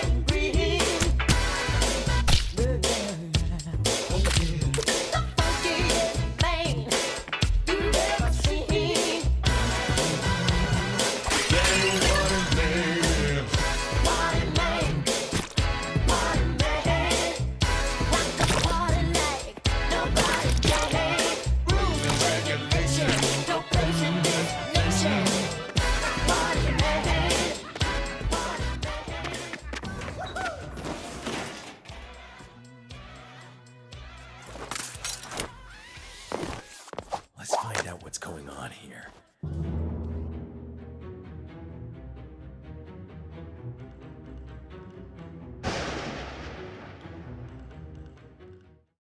I'm trying to remember which ones we've revealed. I think my favourite is one we haven't yet revealed. Feel free to reveal it, but I'm going to reveal it. This is my favourite part. Batman, but tiny and plastic. Yes, we're talking about Lego Batman, Legacy of the Dark Knight, and with me is Jonathan from the team at TT Games. How are you doing? Great, thank you. It's fantastic to be here. We just saw a brand new cutscene from the game that stars a little scene from Batman 89, the Tim Burton classic. But people might not actually have their heads around this yet. It's not just a game that is retelling these films, right? You have made an original story, kind of piecing together bits from the films as kind of this tableau, is that correct? That's one iconic moment that we've woven in to the story of this game that starts with young Bruce Wayne and takes you on a journey throughout all the movies, all the comic books, 85 years of history from that fantastic character as you establish his legacy to really become the savior and hero of Gotham City. And is it just the films we're looking at here, or are we taking bits from comics or other games? No, we love the films and we're very influenced by the films, but there's so much to draw upon. It's been a complete joy to work with such a depth of storytelling material from brilliant creators in TV, animated series, comic books, of course, and across the field of media. Batman's always been there, telling great stories. We've brought them all into this brand new Lego game. We obviously saw the Joker in this clip, the most famous Batman villain, and it's had a lot of different faces and voices over the years. I wonder, when the Joker appears in this game, do we get sort of like different versions of the Joker? Does the person portraying the Joker kind of be more of a Heath Ledger Joker or a Jack Nicholson Joker, as we've seen in this clip? The story takes place over many years, and as Bruce grows, as you as the player explore more of Gotham City, start to build the Bat family, everything around Bruce starts to transform as well. And as you know, that Joker character that we all know from later on in Batman's crime-fighting career has an origin story as well. We'll get a glimpse of that. And then we'll see at key moments he falls into the vat of Ace Chemicals.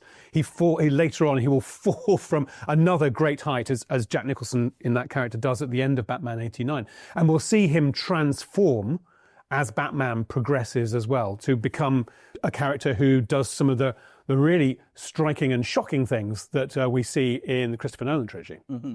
And another character that we've seen kind of change and evolve over the years is Catwoman. Sometimes she's on Batman's side, sometimes she's against Batman. What sort of Catwoman are we seeing in this game? Is she more of a friend of Batman or a foe?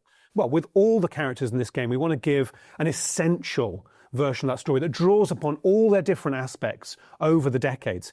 We start from the modern, sort of most relevant, most recognizable, up-to-date version of that character. So we're quite influenced, particularly at this time, early in the story with the younger Bruce Wayne, by the Zoe Kravitz version from The Batman. And then there's a sort of iconic outfit and look that she has. The scene that comes shortly after that in Shrek's department store draws very heavily on the representation of the character and the suit, iconically, that you'll remember from Batman Returns, the Tim Burton film with Michelle Pfeiffer in that role. The essence of Julie Newmar from the 60s is always in the sort of the spirit of fun of Catwoman. And we think we're bringing those all together into our Lego Catwoman. You'll have all those different suits to unlock, and the abilities that we've given Catwoman aren't seen in any one of those movies. She's got more tech now. She's got kittens that she can summon with a laser pointer and use in combat, and her whip can do things that we haven't seen in the other media. But I think you'd always recognize that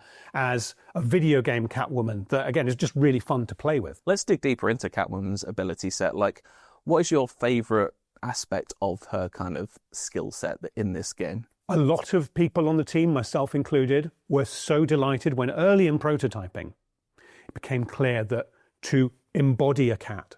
So it is so fun. So you can, as Catwoman, summon cats around with a laser pointer. You can sort of launch cats at enemies, and they'll scratch at their heads and do damage. You can also actually become a cat.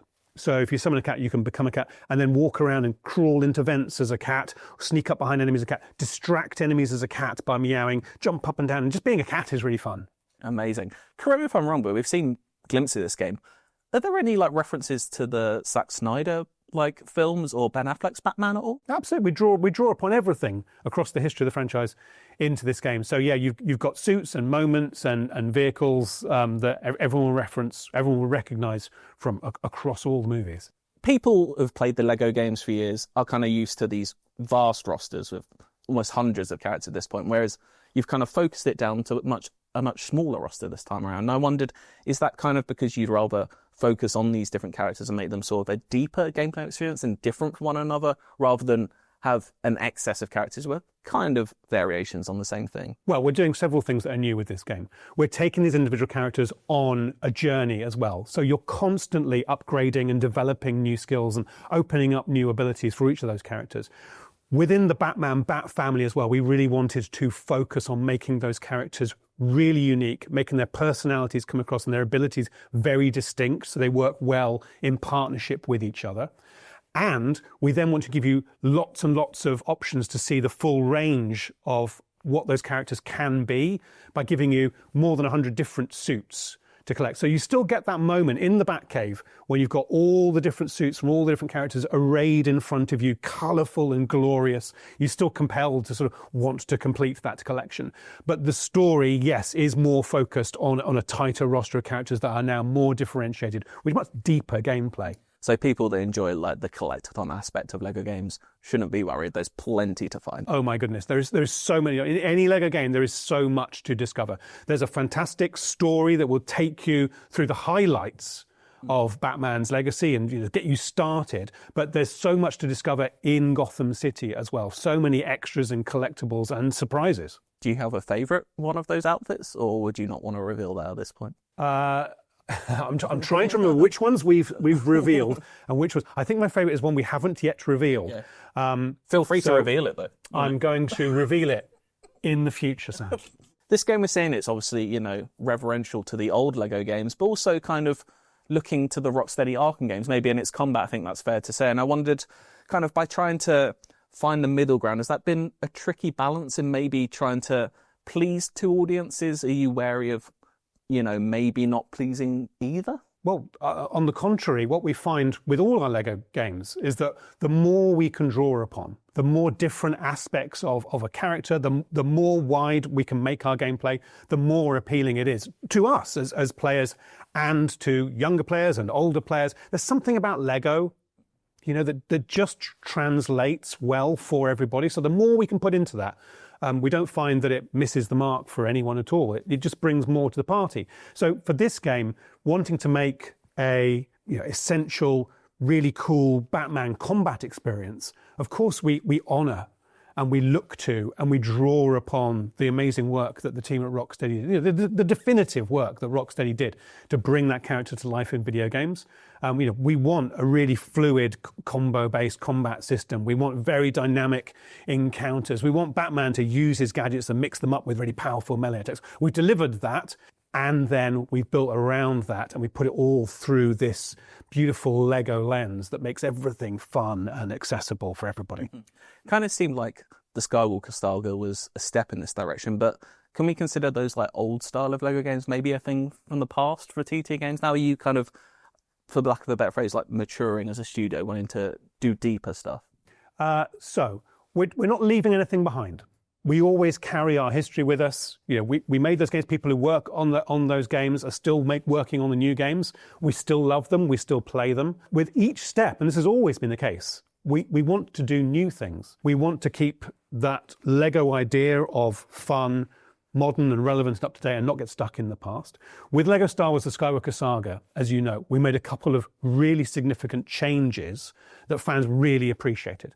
So in particular, getting closer to the character, having a really immersive camera system, and then just starting to make the combat experience and some of the core gameplay systems deeper and richer than they had been before when we were further away and it was maybe a bit more arcadey in some respects.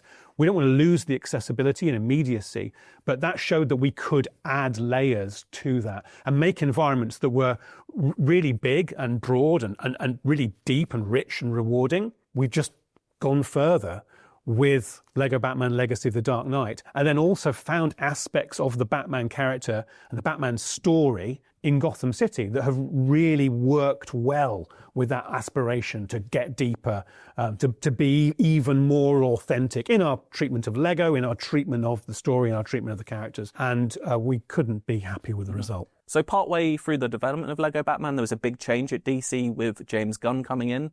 I wondered, has he had much of an influence over this game at all? Has he seen it? Has he played it? Yeah, we couldn't have been happier when James Gunn arrived, because we love his sense of fun in all the storytelling that he's created over so many years. And we knew that he would make the character in the new movies and the other series as well more relevant and exciting. He'd bring new viewers in.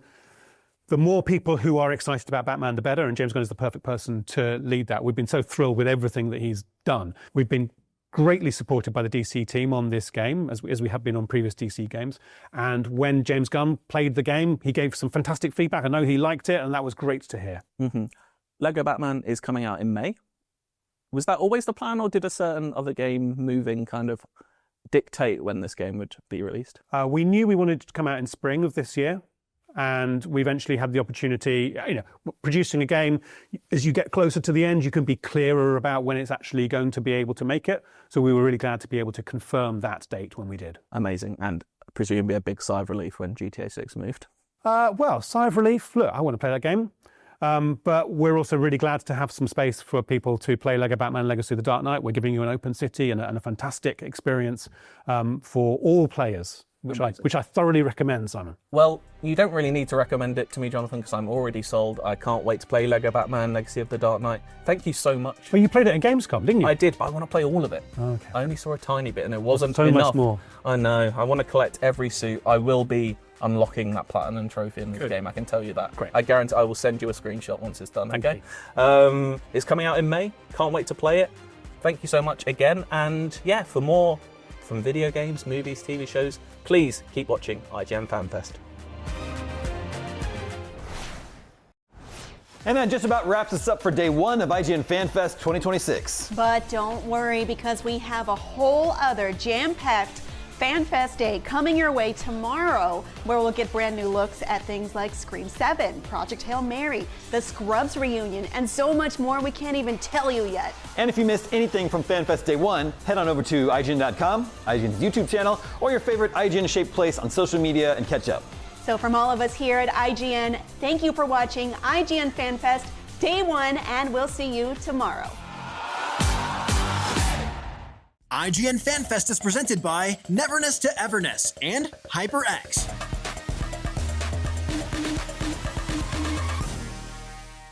Hey you! Looking for a way to wear your fandom with pride? The IGN store is the ultimate destination for awesome merch and collectibles from the biggest games, movies, shows, and everything in between. Cruise the wasteland in style with a Vault Dweller hoodie and replica Pip-Boy. Whatever you're into, you're bound to find something. See for yourself and head to store.ign.com today. IGN Playlist is the best way to track your game collection. Now you can even import your entire Steam library to Playlist, making it easier than ever to review games, show off your collection of the world, and finally chip away at that massive backlog you keep meaning to get to. IGN Playlist, check it out. Catch up on all your favorite shows with up-to-the-minute gaming and entertainment news with Geek Media Podcasts. Welcome to a very special episode of IGN Game Scoop. Game Scoop has you covered for all things gaming and the latest game releases. Tune in to Podcast Beyond for the biggest PlayStation news. Man, this is a cool looking trailer. Everything Xbox on Podcasts Unlocked. This is Steve Downes, the voice of Master Chief. Catch up with your Super Nintendos on Nintendo Voice Chat. Switched to pre-order Mania. It was chaotic last night. And get all the latest console news and rumors with Next Gen Console Watch. Now Xbox and Phil Spencer are even saying that a mid-gen refresh isn't even necessary. The Cinefix Top 100 podcast picks a movie every week to celebrate and debate. It's kind of every movie's grandpa. Geek Media Podcasts, the best podcasts from around the world. The Cinefix Top 100. A list so secretive even we don't know what movies are on it or where they rank. What do you mean you don't know? Each episode will reveal one of the movies. Did I rush it? Felt like I rushed. That was good. I liked it. Talk about why it belongs and finally find out where it ranks. Are you not entertained? Are any of the movies we've shown here even on the list? I have no idea, and it drives me crazy. Join us as we find out on Cinefix, IGN, and wherever you get your podcasts. Why so serious?